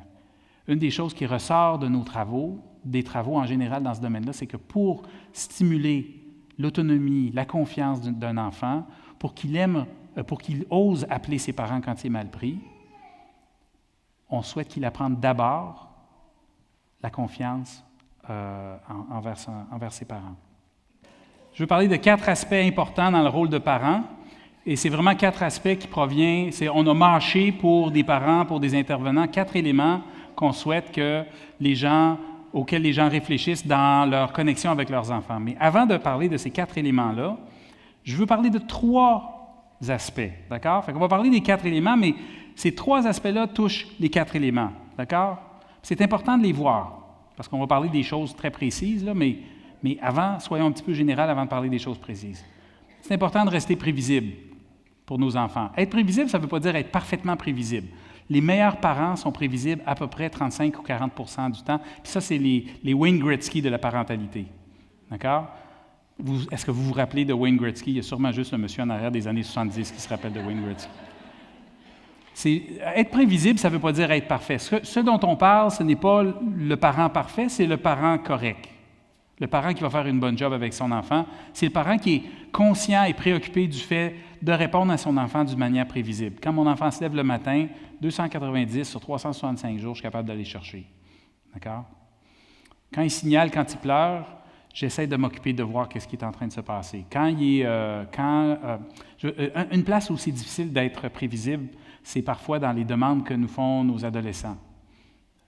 Je peux-tu sortir à telle heure? Je peux-tu revenir à telle heure? Ah, OK. La prochaine fois, non, j'ai pas aimé ça quand je t'ai dit OK. OK, c'est nous autres, on est imprévisibles, c'est comme, vous comprenez le drôle de réflexe qu'on peut avoir. C'est important de réfléchir d'avance parce qu'on souhaite être prévisible. L'autre élément, c'est important de rester cohérent, rester approprié. J'ai un parent, à un moment donné, que je connais, avec lequel on travaillait, qui a dit que son enfant est resté dans... Elle était prévisible, là. Ça veut dire, quand son enfant lui désobéissait, c'était un enfant de 4 ans, je pense. Quand son enfant lui désobéissait, elle l'assoyait dans une chaise. Ça commençait avec 1 minute, ensuite 2 minutes, 3 minutes. À un moment donné, son enfant est resté 5 heures dans une chaise. C'est incohérent, d'accord? C'est inapproprié. On ne fait pas ça. Il y a quelqu'un qui a fait « Hein, c'est pas... Qu'est-ce que voulez-vous faire un commentaire? » C'est trop long, oui. Non, c'est ça. Mais là, le petit gars de 4 ans, il est resté assis 5 heures. Il était terrorisé. Puis on sait que puis on sait des fois que c'est très possible d'être prévisible, mais d'être incohérent et inapproprié. D'accord? C'est un bon exemple, cet exemple-là. C'est important pour nous de dire, d'avoir une idée de qu'est-ce qu'on veut faire, comment est-ce qu'on veut agir quand on veut répondre à quelque chose de notre enfant. Comment est-ce qu'on fait pour être approprié dans notre réponse? Puis c'est difficile, parce que la vie pèse des fois. On a des pressions, on a des affaires que... je vous raconte une anecdote. Ma fille avait 14 ans, celle qui est au cégep actuellement. En année, elle avait 14 ans. Puis elle sait qu'à l'automne, je suis dans le démarrage de cours, puis à l'université, c'est un horaire vraiment fou, là, puis je ne suis pas du monde à l'automne. Puis elle m'a dit, « Papa, j'ai besoin que tu me donnes un lift. » Vous souvenez-vous de cette histoire-là? Oui, OK, je m'excuse si c'est répétitif. Ouais. Elle dit, « Papa, j'ai besoin que tu me donnes un lift.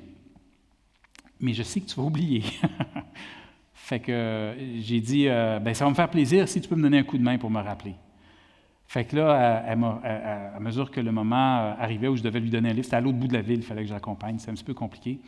Puis elle me mettait des petits post-it. Elle m'a mis des petits post-it dans ma boîte à lunch. « Papa, oublie pas mon lift, petit bonhomme sourire, d'accord? Petit post-it sur mon miroir. Salut papa, dans 2 jours, il faut que tu me donnes un lift, je t'aime. » Un petit peu partout des post-it pour que je me rappelle. Elle savait qu'à ce moment-là, j'étais rempli de bonnes intentions, mais que j'allais oublier. C'est un mini renversement de rôle, d'accord? On ne veut pas que ça soit toute la vie comme ça, d'accord? Mais vous comprenez comment le caractère prévisible et le caractère approprié est très, très important. Puis l'autre élément qui est très important, c'est une initiative, c'est un mouvement du cœur, c'est l'affection. Puis je vous invite à réfléchir à la question suivante. Peu importe l'âge de votre enfant, la réponse va être différente selon l'âge, mais peu importe l'âge de votre enfant, comment est-ce qu'on convainc nos enfants qu'on a de l'affection pour eux? On a besoin d'utiliser notre imagination, puis d'aller de l'avant, puis les convaincre qu'on a de l'affection. Puis c'est de l'initiative.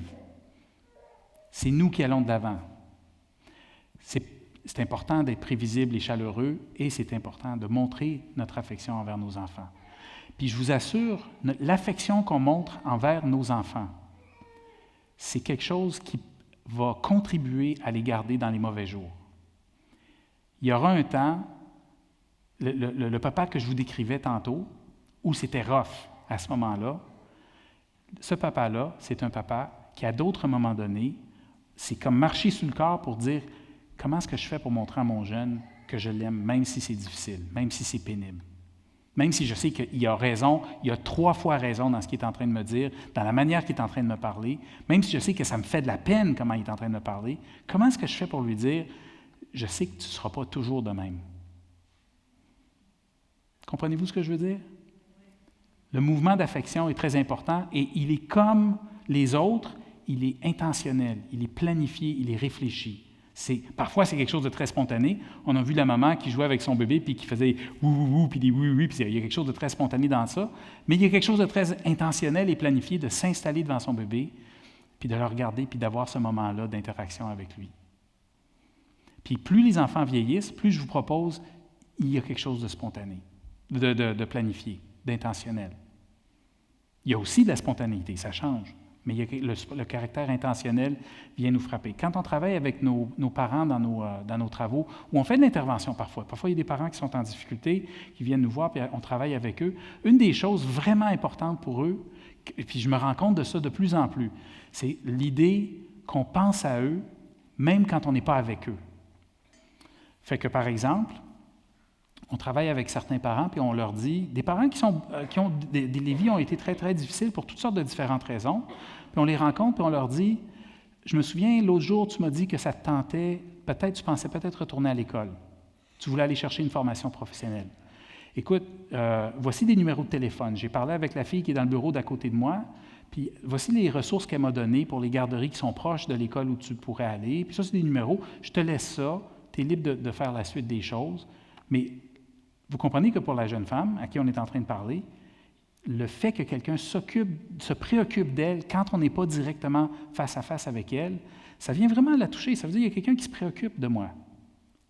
Puis pour un adolescent qui est en train de négocier l'indépendance puis l'autonomie, puis qui parfois mêle l'autonomie avec le fait « je fais tout seul », quand on arrive à lui dire « l'autre jour, j'ai pensé à toi parce que… » telle ou telle chose. L'autre jour, j'étais dans le magasin, j'ai vu telle ou telle situation, telle ou telle affaire, ça m'a fait penser à telle affaire. Est-ce que ça t'intéresse?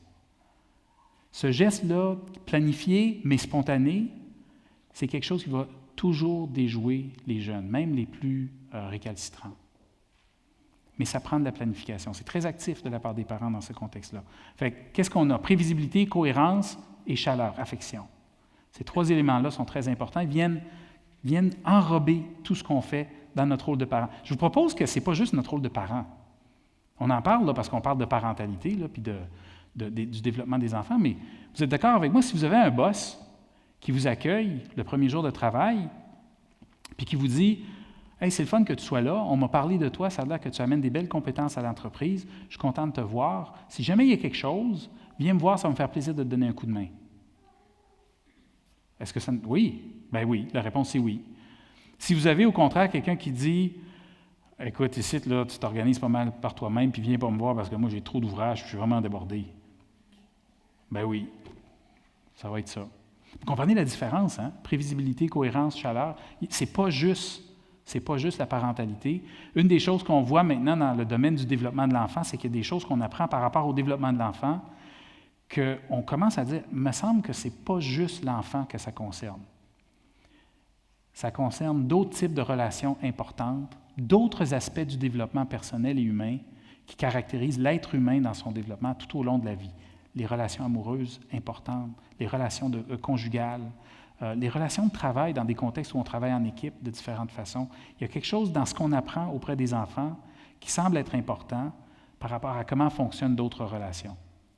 Naturellement, ça ne veut pas dire que c'est exactement la même chose. N'allez pas dire à votre boss « Écoute, il faut que tu sois prévisible, cohérent et chaleureux, mon cher. » Ça se peut qu'il soit un petit peu en désaccord. Ça va? Prévisibilité, cohérence, chaleur, c'est comme l'enveloppe dans laquelle on va parler de nos 4 dimensions. 4 dimensions. Qu'est-ce que dit l'enfant? On veut comprendre l'émotion de l'enfant. On veut agir. Ce qu'on fait, on veut savoir que ce qu'on fait est important pour la situation actuelle dans laquelle on intervient, mais aussi pour la suite du développement. 3e élément, être un encouragement. Être une personne qui structure, qui vise, qui projette l'enfant puis qui structure le développement de l'enfant. Un exemple d'être un encouragement, ça paraît banal, mais surveiller un enfant pendant qu'il joue seul. Si on parle d'un petit enfant de 3 ans, juste le surveiller, lui demander qu'est-ce que tu fais, puis aller voir, puis être sûr qu'il est correct, puis juste ça, c'est un encouragement. On n'est pas en train d'interférer. On n'est pas en train de dire « tu ne peux pas jouer là parce que je ne suis pas capable de te surveiller trop, fait que je veux que tu viennes à côté de moi. » Puis on n'est pas en train de nuire au développement de l'enfant dans cette façon-là. Juste ça, c'est un encouragement. On a des enfants, des petits voisins qui viennent chez nous. Des fois, on a gardé les jouets de nos enfants quand ils étaient petits. Puis une des choses qui est vraiment le fun, c'est qu'ils rentrent dans la maison, ils rentrent puis ils attendent. Puis ils savent. Alors, ils attendent. Ils sont petits, là, ils ont 5-7 ans. Là. Puis ils attendent. Puis là, à un moment donné, je leur dis, voulez-vous que je sorte? Voulez-vous aller chercher les blocs? On a gardé des blocs, puis des Playmobil, puis des affaires, toutes sortes d'affaires. Puis ils disent oui, puis ils partent. Ils sont tout de suite, ils ont hâte, ils savent où c'est, ils savent l'armoire, ils savent comment aller chercher les affaires. Ça, c'est nono, mais c'est une sorte d'encouragement puis de structure à l'autonomie. Ils attendent le signal, puis ils sont partis quand ils ont la permission d'y aller. Puis le dernier point, puis c'est la loi d'exception, mais c'est une loi importante, c'est l'encadrement. Invariablement, quand on travaille dans un établissement, quand on fait d'intervention auprès des enfants, invariablement, on n'a pas des parents qui viennent nous dire, c'est inhabituel en tout cas, « Bien, je viens d'avoir un enfant, je ne sais pas quoi faire, pouvez-vous me coacher? » C'est pas ça qui arrive. D'habitude, ce qu'on a, la meilleure situation qu'on a, c'est des parents qui disent, « Je ne sais plus quoi faire avec mon enfant. Réparez-le. » Bien, pas exactement comme ça, mais vous comprenez vous comprenez? On sent les parents qui sont vraiment exaspérés, qui ont essayé toutes sortes de différentes stratégies, puis très souvent, on prend ces relations-là. Très souvent, nos solutions sont de prendre ce genre de situation-là par l'encadrement. J'ai souvent entendu ça, il faut casser l'enfant. Puis nous, ce qu'on dit dans notre travail, puis on a eu beaucoup de succès, puis je vous encourage à réfléchir à cette possibilité-là, je vous invite à réfléchir à cette possibilité-là, c'est que les 3 premiers éléments, si on a trop de misère avec ces 3 premiers éléments-là, l'encadrement va prendre toute la place. Puis on ne veut pas définir une relation avec nos enfants sur la base de l'encadrement. L'encadrement, c'est la loi d'exception. C'est ce qu'on fait quand l'enfant manifeste son opposition. Ce qu'on veut, c'est montrer, être très généreux dans notre réflexion sur ce qu'il est en train de nous dire, très généreux dans notre action pour structurer, pour amener toutes sortes de choses, de gestes qui vont favoriser son développement, et très généreux que notre relation soit remplie d'encouragement. Puis quand il décide de faire son affaire, OK, bien là, on va l'encadrer. Mais au début, ce n'est pas ça qui se passe avec un enfant. Fait que c'est un peu comme ça, mon petit dessin. D'accord? Les éléments en haut, c'est les éléments, et puis vous voyez la petite boîte pour encadrer, d'accord? Si vous avez un adolescent qui est en train de foutre le bordel, vous encadrez. OK? Si vous avez un petit gars de 4 ans qui est oppositionnel au cube et que vous ne savez plus quoi faire, c'est clair qu'il faut encadrer. Mais ce n'est pas la fin de l'histoire. Vous n'allez pas résoudre le problème avec l'encadrement. C'est bon? Y a-t-il une question? Ou juste quelqu'un dit oui? D'accord, merci. C'est bon. OK. On a besoin de comprendre. Que veulent dire les pleurs des enfants? Que veulent dire les silences des enfants? Que veut dire les rires des enfants ou les regards des enfants? À 6 mois, est-ce que c'est la même chose qu'à 2 ans? À 5 ans ou à 9 ans ou à 16 ans? J'aimerais vous présenter quelques vignettes. Première vignette. Evan, à 6 mois, il pleure souvent. Il faut que je vous raconte une histoire. Je vais vous raconter une petite anecdote, d'accord? Mes 3 premiers enfants étaient absolument géniaux dans leur sommeil. Ils ont tous fait leur nuit. Ils avaient 7, 8 semaines, 9 semaines, je pense. Tout le monde dormait. Je dis, moi, j'étais, c'est facile cette affaire-là, il n'y a pas de problème. Ça, c'était dans le temps, pour répondre à la question de madame, c'est dans le temps que je pensais que je savais quelque chose. Ma 4e enfant est arrivée et elle a tellement ri de moi, là. C'était à l'époque des Jeux olympiques de Nagano. Je ne sais pas si vous vous souvenez des Jeux olympiques de Nagano. 98, Nagano, c'est à 12 heures de décalage par rapport au Québec. Ça veut dire que pendant que les Jeux olympiques se passaient, le Québec dormait, sauf ma fille et moi. Okay? J'ai vu les Jeux olympiques en direct cette année-là. Les enfants, quand ils pleurent, quand ils sont difficiles, quand ils sont petits, c'est vraiment, vraiment difficile. C'est un bon défi. On comprend pourquoi il y a 2 parents. On comprend pourquoi, c'est sûr qu'on n'est pas toujours 2 parents, mais on comprend pourquoi c'est positif d'avoir 2 parents. C'est positif pour l'enfant, c'est positif pour le parent d'avoir un autre parent. Evan a 6 mois. Il pleure souvent. Le matin, quand il se réveille, les pleurs et les chignes démarrent et il faut agir vite avec le déjeuner pour l'aider à se contrôler un peu. Lors des bains, il est particulièrement irritable. Vous voyez qu'il y a un aspect témoignage dans ça, d'accord? C'est des notes de labo que j'ai prises. On a changé, je vais faire comme à la télévision, on a changé les noms pour que vous ne puissiez pas reconnaître les gens, d'accord? Lors des bains, il est particulièrement irritable. Parfois, il a l'air en colère. Puis là, vous pouvez vous imaginer l'enfant que pendant le bain, les enfants n'aiment pas toujours le bain, hein? C'est pas toujours quelque chose qui est le fun. Ils n'ont pas compris encore. Les seuls moments durant lesquels il est plus calme sont après les bains ou après les repas. Dans ces moments, il se prépare à faire une sieste ou un dodo et il est un peu plus gérable. En tant que parents, nous nous sentons toujours au service d'Evan. C'est comme s'il vient chercher, il vient nous chercher toute notre énergie, il vient nous la prendre. Il vient toujours nous prendre ce qu'on a de petit peu, de tout ce qui nous reste. On a nos journées dans le système, là, puis à la fin, là, il pleure, il crie, c'est difficile. Toujours en train d'agir pour le satisfaire. On se sent manipulé. Est-ce que c'est vrai? Avez-vous des idées là-dessus? Questions, commentaires?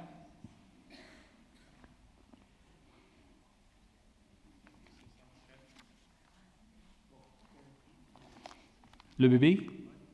Bien, une des choses qu'il faut savoir, la question, le commentaire que vous faites, c'est pourquoi l'enfant pleure tout le temps? Puis une des affaires qu'on sait, c'est qu'en début de vie, tous les rythmes biologiques sont en train de s'installer chez l'enfant. Il y a toutes sortes de raisons pour lesquelles un bébé peut pleurer, la première chose. Il peut y avoir des problèmes digestifs, il peut être en poussée de croissance, puis avoir très faim. Il peut y avoir toutes sortes de choses qui sont en train de se passer. Fait que la première chose à savoir, c'est qu'un bébé a toutes les raisons du monde de pleurer. Ça, il faut juste le savoir. Mais l'autre affaire qu'il faut savoir, c'est que le système est en train de s'organiser. Tout est en train de se mettre en place pour le reste de la vie. Tout est en train de se mettre en place. Puis en attendant, tant que ces choses-là sont en train de se mettre en place, le bébé n'a pas encore compris ce qui est en train de lui arriver. Ça se peut que ça crée une sensibilité aiguë chez l'enfant. Sensibilité à la stimulation. Ce qui, peut-être pour certains bébés, est relativement simple, devient compliqué pour cet enfant-là. La chose qu'il faut savoir pour toutes sortes de raisons,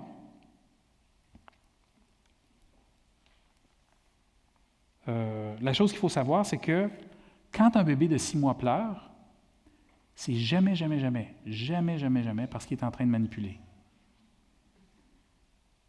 Il essaye quelque chose. Il essaye de faire quelque chose. Mais le pleur d'un bébé, la manière dont on le comprend maintenant, ça n'a pas toujours été le cas. La manière dont on le comprend maintenant, c'est un langage. Je ne vais pas bien, aidez-moi. Je ne suis pas capable de vous envoyer des textes, je ne suis pas capable de communiquer par email, je ne connais pas les mots. Le seul mot que je connais, c'est de vous témoigner de ma détresse parce que je ne me sens pas bien, aidez-moi. Puis c'est sûr que pour nous, ça vient nous chercher parce que peut-être on est pris avec notre propre désarroi face à un bébé qui n'arrête pas de pleurer. C'est très compliqué. On a besoin parfois de faire des vérifications médicales parce que c'est vrai que des fois, un bébé qui n'arrête pas de pleurer pourrait avoir des situations plus difficiles. Ça se peut qu'il y ait un problème physiologique. Ça se peut qu'il y ait une intolérance à quelque chose, ça se peut qu'il y ait quelque chose sur le plan de ses organes internes, quelque chose qui est particulièrement douloureux. Il y a toutes sortes de choses comme ça. Il faut le suivi en pédiatrie. Habituellement, ce n'est pas ça. Habituellement, c'est juste la croissance normale qui peut créer ce genre de choses-là. Puis c'est important d'avoir cette sensibilité de dire, c'est très difficile, on va se donner les moyens pour s'occuper de lui. C'est dans ces moments-là que votre enfant est en train de se rappeler que quand il pleurait, on est un enfant de 6 mois, quand il pleurait, quelqu'un vient le prendre. Quelqu'un lui parle, quelqu'un essaie de le consoler. Ça ne marche pas, c'est sûr, ça ne marche pas. Mais à un moment donné, ça va marcher. Je vous parle de ça en partie parce qu'on a une expérience dans notre labo où on rencontre beaucoup, beaucoup de familles, puis il y a une hésitation à prendre des bébés qui pleurent. Je vous raconte une chose qu'on a vue dans une de nos études. Bébé pleure dans la chaise, notre intervenante est là, et puis maman dit « je ne le prends pas ». Puis notre intervenante dit « mais si tu le prends, tu vas voir, ça va le consoler ». « Oui, mais ça va être un bébé à bras. » Fait que vous comprenez l'expression, right? Puis la madame va nous le montrer après ça. Elle va prendre le bébé arrête de pleurer. C'est une bonne chose. Elle dépose le bébé recommence à pleurer. Elle dit, garde, je ne veux pas que ce soit un bébé à bras. Puis c'est là qu'on a besoin, pour nous, en tant que parents, si on perd de vue que si on pense que le pleur de l'enfant, c'est un caprice ou une tentative de manipulation, on comprend pourquoi le parent ne veut pas un bébé à bras. Mais si on est capable de nous rappeler, puis si on est capable quand on travaille avec nos parents ou quand on travaille avec nos intervenants, si on est capable d'avoir le genre de situation où on se rappelle que le pleur, c'est un mode de communication. C'est primaire, c'est élémentaire. Je ne me sens pas bien. Je ne suis pas capable de t'expliquer qu'est-ce qui ne va pas. Je ne me sens pas bien. Peux-tu m'aider?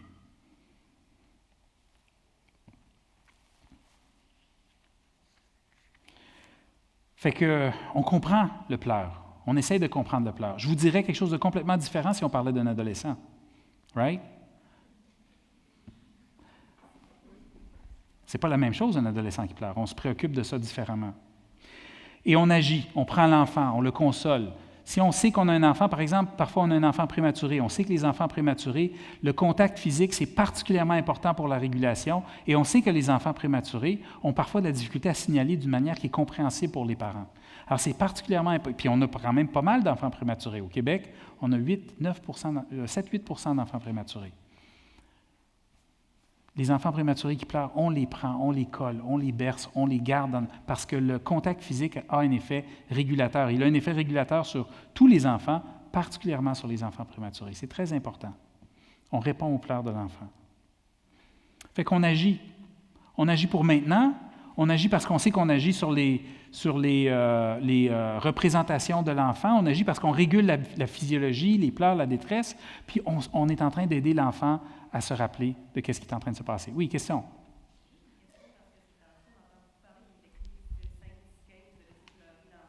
Oui. Oui. J'ai pas beaucoup d'idées là-dessus, autre que de dire que je le sais pas. Okay? Je connais pas, je sais pas s'il y a de la recherche qui est faite là-dessus, je suis pas au courant.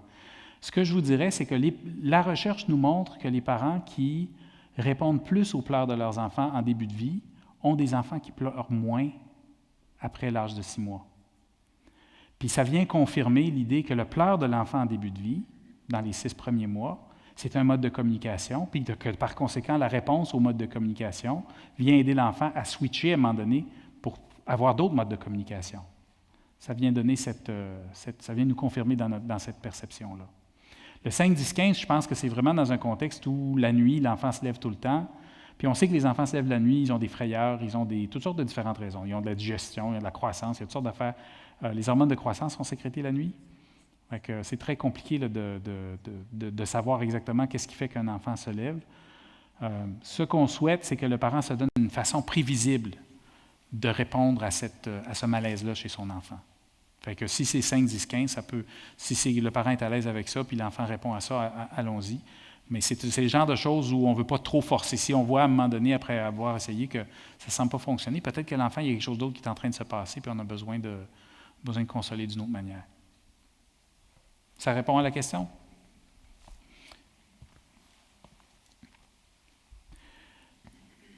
On a besoin de comprendre pour savoir comment agir. Julie, un enfant de 7 ans qui est plutôt retiré et semble souvent inquiète. Quand elle rentre de l'école, elle n'a pas tendance à décrire sa journée ou à parler avec ses parents. Autour du souper, elle répond aux questions par oui ou non. Elle reste enfermée sur elle-même la plupart du temps. J'ai vu un exemple de quelque chose comme ça. Je ne sais pas si vous avez vu le film avec... on voit les personnages dans la tête des... comment ça s'appelle ce film-là? Inside Out, oui, c'est ça. La petite fille de Inside Out, c'est typique. Ils ont clairement engagé des gens pour les coacher par rapport à ce phénomène-là qu'ils voulaient décrire. Il peut y avoir des situations, toutes sortes de raisons pour lesquelles quelqu'un peut se retirer socialement dans un contexte scolaire. En début de scolarisation, plusieurs enfants peuvent vivre de grandes angoisses. Ces difficultés peuvent avoir des bases constitutionnelles. On sait qu'il y a des enfants qui naissent avec certains traits tempéramentaux qui font que lorsqu'ils sont face dans des contextes sociaux, leur premier geste, c'est un geste de retrait. On sait que ça arrive. Et c'est quand on est conscient de cette chose-là, on travaille avec les parents pour leur dire comment est-ce que tu peux faire pour le coacher ton enfant dans ces genres de situations où il est face à de la nouveauté. Puis le rôle du parent dans ce contexte-là, c'est d'aider l'enfant à gérer cette espèce d'emballement de crainte puis de réactivité qu'il a dans différentes situations. Parce que c'est très soulageant pour un enfant. Si, quand j'entre dans un monde social, tout mon système s'emballe, puis je deviens très anxieux, le meilleur geste que je vais faire dans l'immédiat, c'est de prendre un pas de recul, de me retirer. Mais le problème avec ça, c'est que je n'apprends pas comment gérer le monde social, parce que je me retire.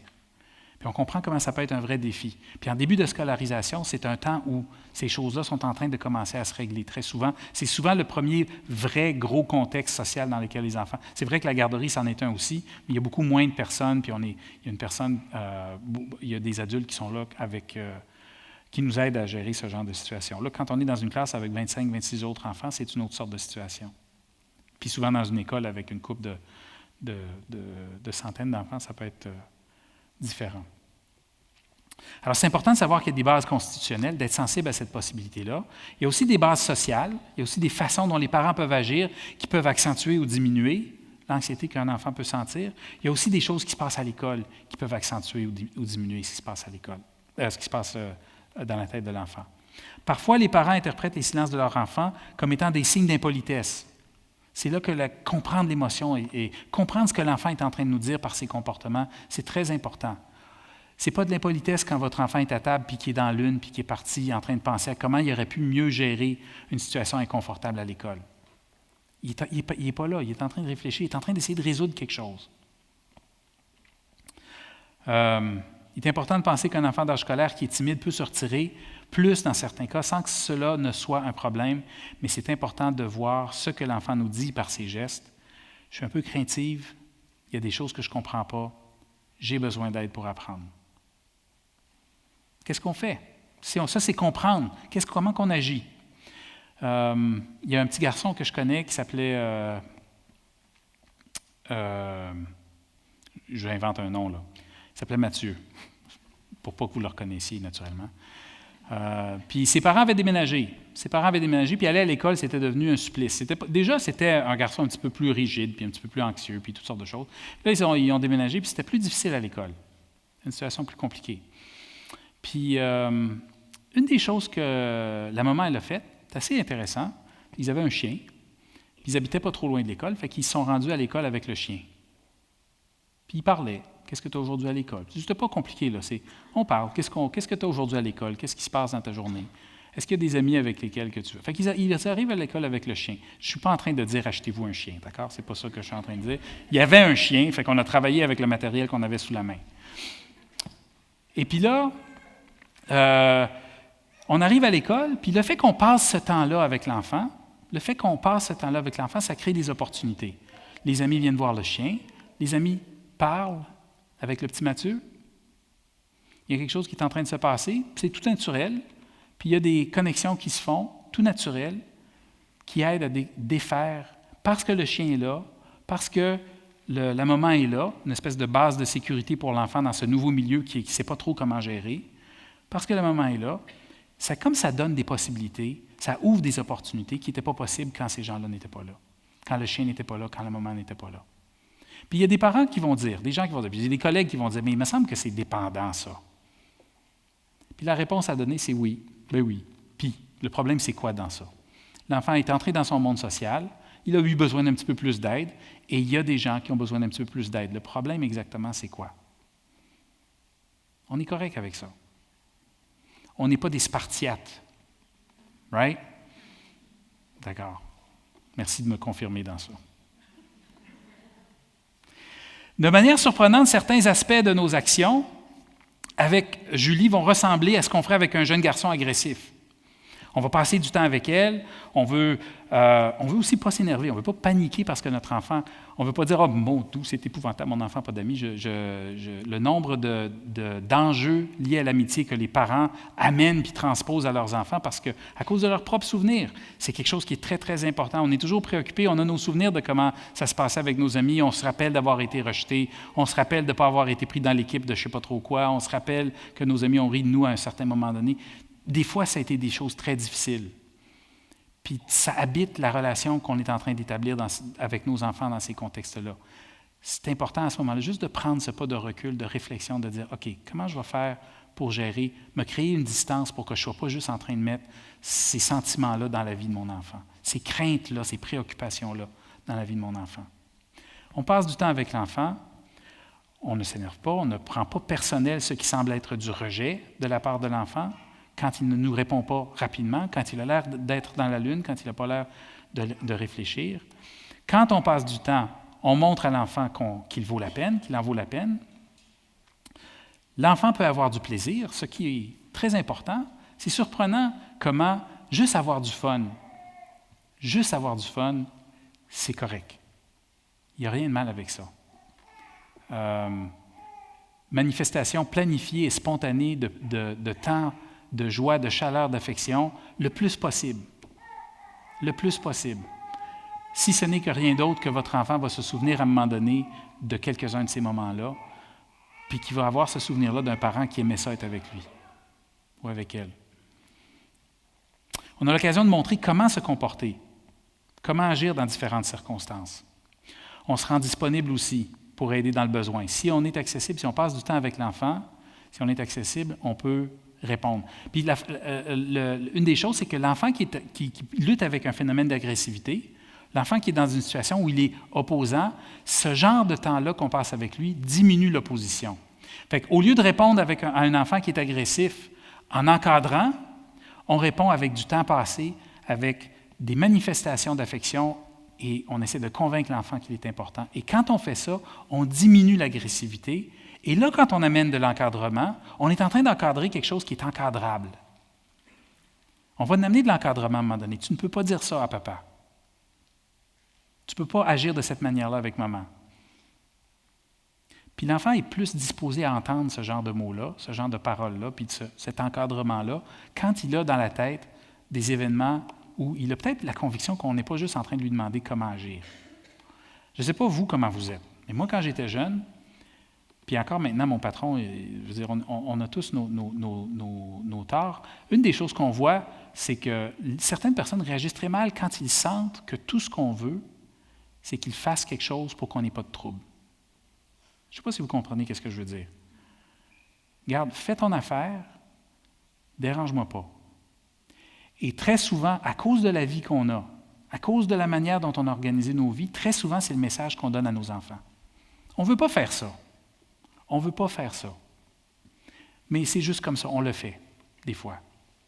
Puis il faut être intentionnel, prévisible, cohérent, chaleureux. Il faut être intentionnel pour essayer de livrer un autre message. C'est pas vrai, je sais que je te fais sentir de même, c'est pas ça que je veux te faire sentir. J'ai de l'affection pour toi, j'aime ça passer du temps avec toi, je veux jouer avec toi, je veux être avec toi. Puis quand on fait ça, puis après ça, on va dire, mais tu ne peux pas tirer le frisbee à la tête de ton frère. Là, ça va passer mieux, ce bout-là, quand... Non, mais vous me comprenez? Oui. Ce bout-là va passer mieux quand l'enfant comprend qu'on ne dit pas ça parce qu'on veut qu'il nous laisse tranquille. On dit ça parce qu'on veut qu'il devienne une personne qui ne tire pas des frisbees à la tête de son frère. Ça va? On soutient l'exploration dans d'autres situations. Je vous ai parlé du petit bonhomme avec son chien tantôt. Dans ma diapo, il s'appelle Félix. Dans l'exemple que je vous ai donné, il s'appelle Mathieu. Dans les deux cas, ce n'est pas son vrai nom. Un ado, 15 ans, toujours devant son téléphone, sa console ou son ordi, pas toujours très catholique. Doute sur consommation. Son monde est ailleurs. Plutôt retiré. Recherche de l'autonomie d'une manière exagérée. Veut qu'on le laisse tranquille. Les demandes à la maison. Je ne sais pas si vous avez déjà vu, je ne sais pas si vous avez des ados, mais je suis déjà rentré dans la chambre de mes enfants, là, puis je me sentais comme Moïse qui devait séparer la mer Rouge pour travailler. Le linge est tout parti. Je disais à mes enfants, mais qu'est-ce que tu fais? Tu te lèves-tu la nuit puis tu sors tout ton linge de tes tiroirs? C'est quoi ça? Qu'est-ce que c'est que ça? Ça n'a pas de bon sens. Les discussions sur le ménage chez nous ont vraiment... il y a un chapitre de notre vie familiale où c'était le ménage. Là. C'était assez impressionnant. Puis quand on aborde ces questions-là, on reçoit des réponses sur un ton vraiment désagréable. Il n'y a personne dans la vie qui peut vous parler comme un ado qui ne se sent pas bien. Peut-être des fois votre conjointe, mais je vous laisse ça entre vous, d'accord? Habituellement, pardon? C'est une autre sorte, oui. On peut en reparler d'une autre fois autour d'une grosse bière si vous voulez, ça va me faire plaisir. Il n'y a personne qui va vous parler comme ça. Puis c'est là que la planification et la prévisibilité, ça devient super important.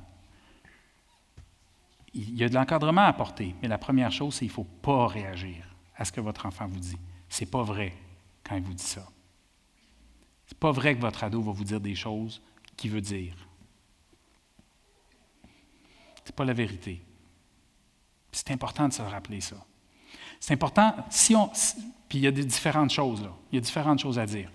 Si, tôt dans la vie, on a eu cette espèce de connexion avec notre enfant qui s'est effritée, c'est une autre chose que si on est capable de dire « il me semble que j'ai manqué des coups, des grands bouts de mon ado ». Puis dans les deux cas, c'est important d'avoir cette conversation-là. Dans les deux cas, c'est important d'arriver puis de mettre des affaires sur la table. Ça ne veut pas dire qu'il faut laisser tout aller. À un moment donné, la discussion qui dit quelque chose comme « Écoute, tu es chez nous quand même ». Cette discussion-là, des fois, elle doit avoir lieu. Ça, c'est l'encadrement.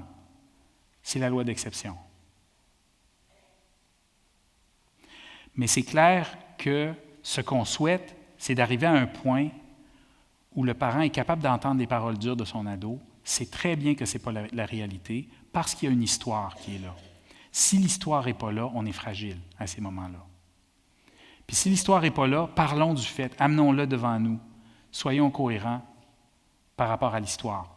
Essayons pas d'inventer une histoire qui n'est pas vraie. Ça va mal aller. Oui, il y a une question.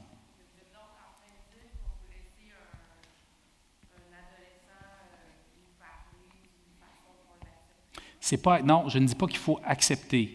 On n'accepte pas, je veux juste dire qu'il ne faut pas sauter les plombs. Puis il ne faut pas le croire. D'accord? Il ne faut pas le prendre personnel et il ne faut pas croire qu'il veut vraiment dire ça. D'accord? Comprenez-vous qu'est-ce que je veux dire quand je dis ça? Il ne faut pas croire qu'il veut vraiment dire ça. Donnez-lui une chance de vous demander pardon. Si vous sautez les plombs, ça va le braquer. Puis là, tout le monde doit demander pardon. Mais donnez-lui une chance de dire « je n'ai pas voulu dire ça ».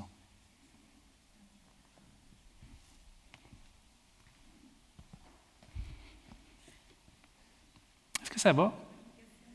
Ah, je sens qu'on a touché les adolescents, là. Oui. On n'est pas obligé des fois de confronter pour faire réagir. Il faut qu'à un moment donné, que ça voit que la limite est dépassée. Il y a certainement une place pour l'encadrement. Il y a certainement une place pour dire, écoute, là, ça va vraiment pas bien, là, il y a des choses que tu as dites, j'ai de la misère avec ça, puis de trouver une façon de résoudre pour le moment, pour fermer quelque chose maintenant. Il y a une place pour ça. Mais ce que je veux dire, puis c'est là que je veux dire qu'il ne faut pas le croire, c'est qu'il faut laisser la porte de sortie. Il ne faut pas fermer les choses puis dire « tu m'as dit ça, il y a quelque chose qui est terminé ». Il ne faut pas que dans nos actions puis dans nos gestes, on enterre quelque chose à ce moment-là. Il faut qu'on laisse, en tant que parent, ça c'est notre rôle de mentor. Il faut qu'on agisse, qu'on encadre, il faut qu'on laisse la place pour revenir et dire qu'est-ce qui vient de se passer, qu'est-ce qui s'est passé. Revenir sur la situation. Puis on revient sur la situation différemment si on a sauté les plombs. Si on dit « Hey, c'est pas vrai que quelqu'un dans ma maison va me parler comme ça. » Si on dit ça, on a changé le type de situation sur laquelle on va revenir. Comprenez-vous ce que je veux dire? Est-ce que vous me suivez? OK. Il faut donner une chance à la résolution. Il faut donner une chance à la résolution. L'adolescence, je vous dirais que je suis un peu inquiet pour nos jeunes, nos ados. Je pense qu'ils sont face à des situations. Je ne pense pas que dans ma jeunesse, on était face à autant de questions que nos jeunes font face maintenant. Je pense que les questions, l'ensemble des questions auxquelles nos jeunes font face, c'est assez hallucinant. C'est des questions typiques par rapport à la formation, par rapport à quel job je vais avoir. C'est aussi des questions par rapport à des questions personnelles, des questions sur qui je suis maintenant, des questions qu'on ne se posait pas à une certaine époque, qui sont très, très différentes de toutes sortes de façons. Et les opportunités d'avoir des moments d'égarement sont plus grandes, sont plus présentes maintenant qu'elles l'étaient à une autre époque. Puis c'est important d'avoir cette sensibilité-là. C'est là que le mentor devient plus important. Puis c'est une des raisons pourquoi on souhaite montrer beaucoup d'affection, beaucoup de prévisibilité, puis beaucoup de cohérence en début de vie. Une des raisons pourquoi on veut montrer ces choses-là, c'est qu'on souhaite construire le contexte pour que, lorsque les situations à l'adolescence arrivent, il y a un background, il y a une histoire sur laquelle on peut... Comme je vous disais, j'ai 4 enfants. Le niveau de confrontation a varié avec chacun des enfants. Ce n'est pas tous les enfants. C'est pas tous les enfants qui deviennent des ados difficiles, loin de là. Mais tous les enfants, tous les ados posent des questions. Tous les enfants, tous les ados arrivent avec des situations qui nous mettent vraiment... C'est imprévisible. On ne savait pas que telle ou telle chose... Ça arrive tout le temps. Puis c'est important d'avoir juste une place pour se dire comment je vais réagir quand ces situations-là vont se présenter. On ne prévoit pas tout, ça c'est clair, mais d'y avoir réfléchi, de s'être parlé, de se donner des balises. Si on a été prévisible pendant quelques années, quand l'imprévisibilité de notre ado va nous prendre par surprise, on aura des réflexes à se donner.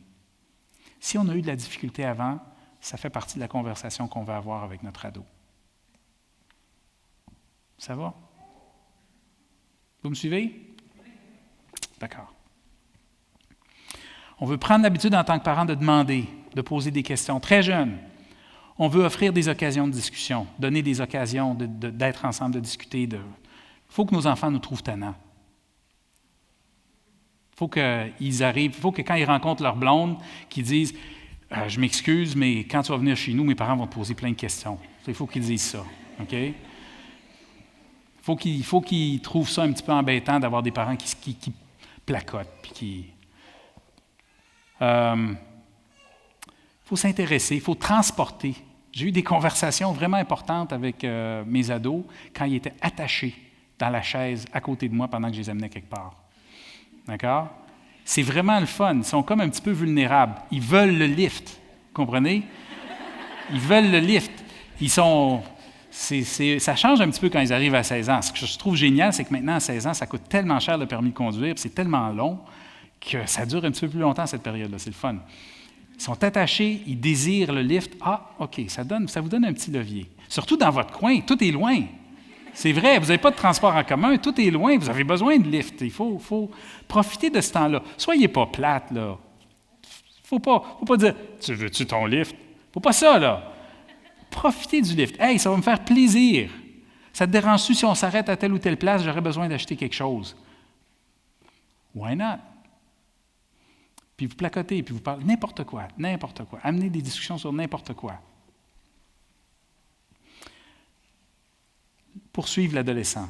Recherchez-le. Soyez pas gênés. Soyez pas gênés de votre vulnérabilité. Soyez pas gênés que vous vous exposez à être rejeté. Parce que l'ado se définit par le rejet qu'il veut faire. Parce que ce n'est pas du rejet vraiment.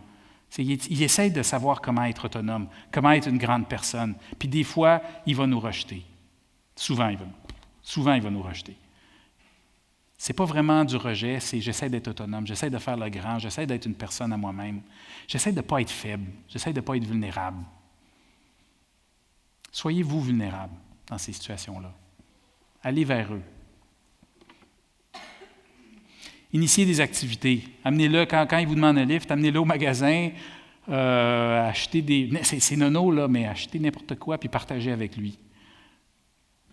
Ou elle. Structurez d'autres activités. Questionnez sur les projets. Le mois de janvier, c'est un très bon temps pour commencer à parler. Qu'est-ce que ça tente de faire cet été? Tu travailles-tu? C'est quoi ton idée? Comment tu penses à ça?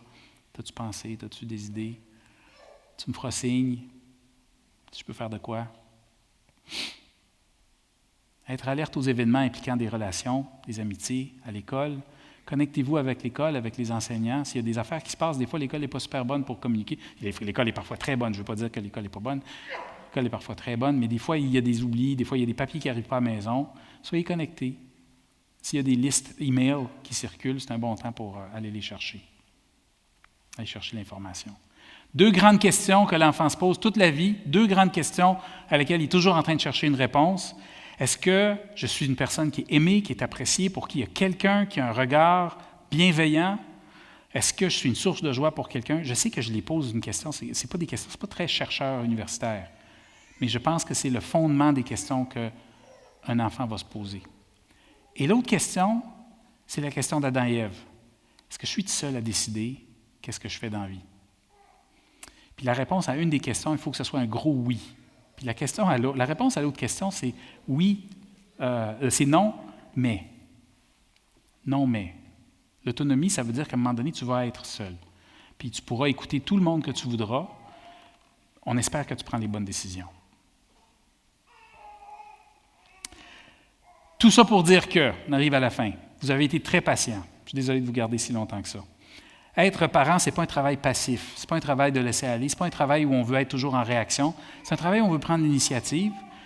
C'est un travail où les parents doivent se questionner souvent. Comment je fais pour convaincre mon garçon, ma fille, que j'ai de l'affection pour lui, elle? Comment je fais dans ma propre vie pour essayer de donner un certain exemple de cette vulnérabilité que j'aimerais voir un petit peu chez mes enfants, dans leurs liens qu'ils vont avoir avec leurs proches? Comment je fais pour parler de mes erreurs, de mes bons coups? De communiquer que moi aussi, j'ai été déjà à cette place-là. Comment est-ce que cette expérience-là peut être intéressante? On veut prendre les devants, on ne veut pas juste répondre, on ne veut pas juste être en réaction. Et le fait d'être parent, ça peut aussi être le fun. Le fait d'être, quand notre bébé nous appelle le matin, puis qu'on ouvre la porte, puis tout de suite, on sent la différence de ton de voix parce qu'il sait qu'on est là. Quand on organise un devoir pour notre enfant de 7 ans et qui est content de comprendre, « Oh, je pense que je ne l'ai pas. » Ça, c'est tellement cool. Ça arrive moins quand ils ont 16-17 ans, là, mais à 7 ans, on le prend quand ça passe. Quand notre ado nous explique en nous regardant dans les yeux où il va, à quelle heure il revient, et qu'on est capable de lui dire avec honnêteté qu'on lui souhaite un bon temps. Puis après ça, qu'on est content parce qu'il n'y a pas d'enfant dans la maison puis qu'on est seul avec notre conjoint. Par-dessus tout, quand on a un enfant, être parent, c'est une des 2 ou 3 choses les plus importantes qu'on peut faire dans sa vie. Quand on a un enfant, le travail de parent, c'est une des choses les plus importantes. J'ajouterais une couple d'autres affaires, entre autres être conjoint. Il y a une couple d'autres affaires que j'ajouterais, mais ça, c'est une des 2 ou 3 affaires les plus importantes que vous ferez dans votre vie. J'ai toujours été étonné quand on achète une maison, ils nous disent que c'est probablement l'investissement le plus important que vous aurez à faire dans votre vie. Être parent, c'est vrai qu'ils disent ça, right? N'est-ce pas? Être parent, c'est une des affaires les plus importantes. Les gens ne le disent pas. Je veux dire, ils le disent. Je ne sais pas s'ils le disent, mais c'est tellement important. On est en train de soigner une personne unique en son genre. Il n'y a personne qui est ordinaire, il n'y a personne qui est normal. Tout le monde a cette valeur précieuse qu'on veut amener puis qu'on veut voir se développer. C'est un travail important, c'est un travail rempli de récompenses, rempli d'obstacles, de défis. C'est un travail qu'il faut prendre au sérieux. Voilà, merci beaucoup. Je vous ai gardé trop longtemps.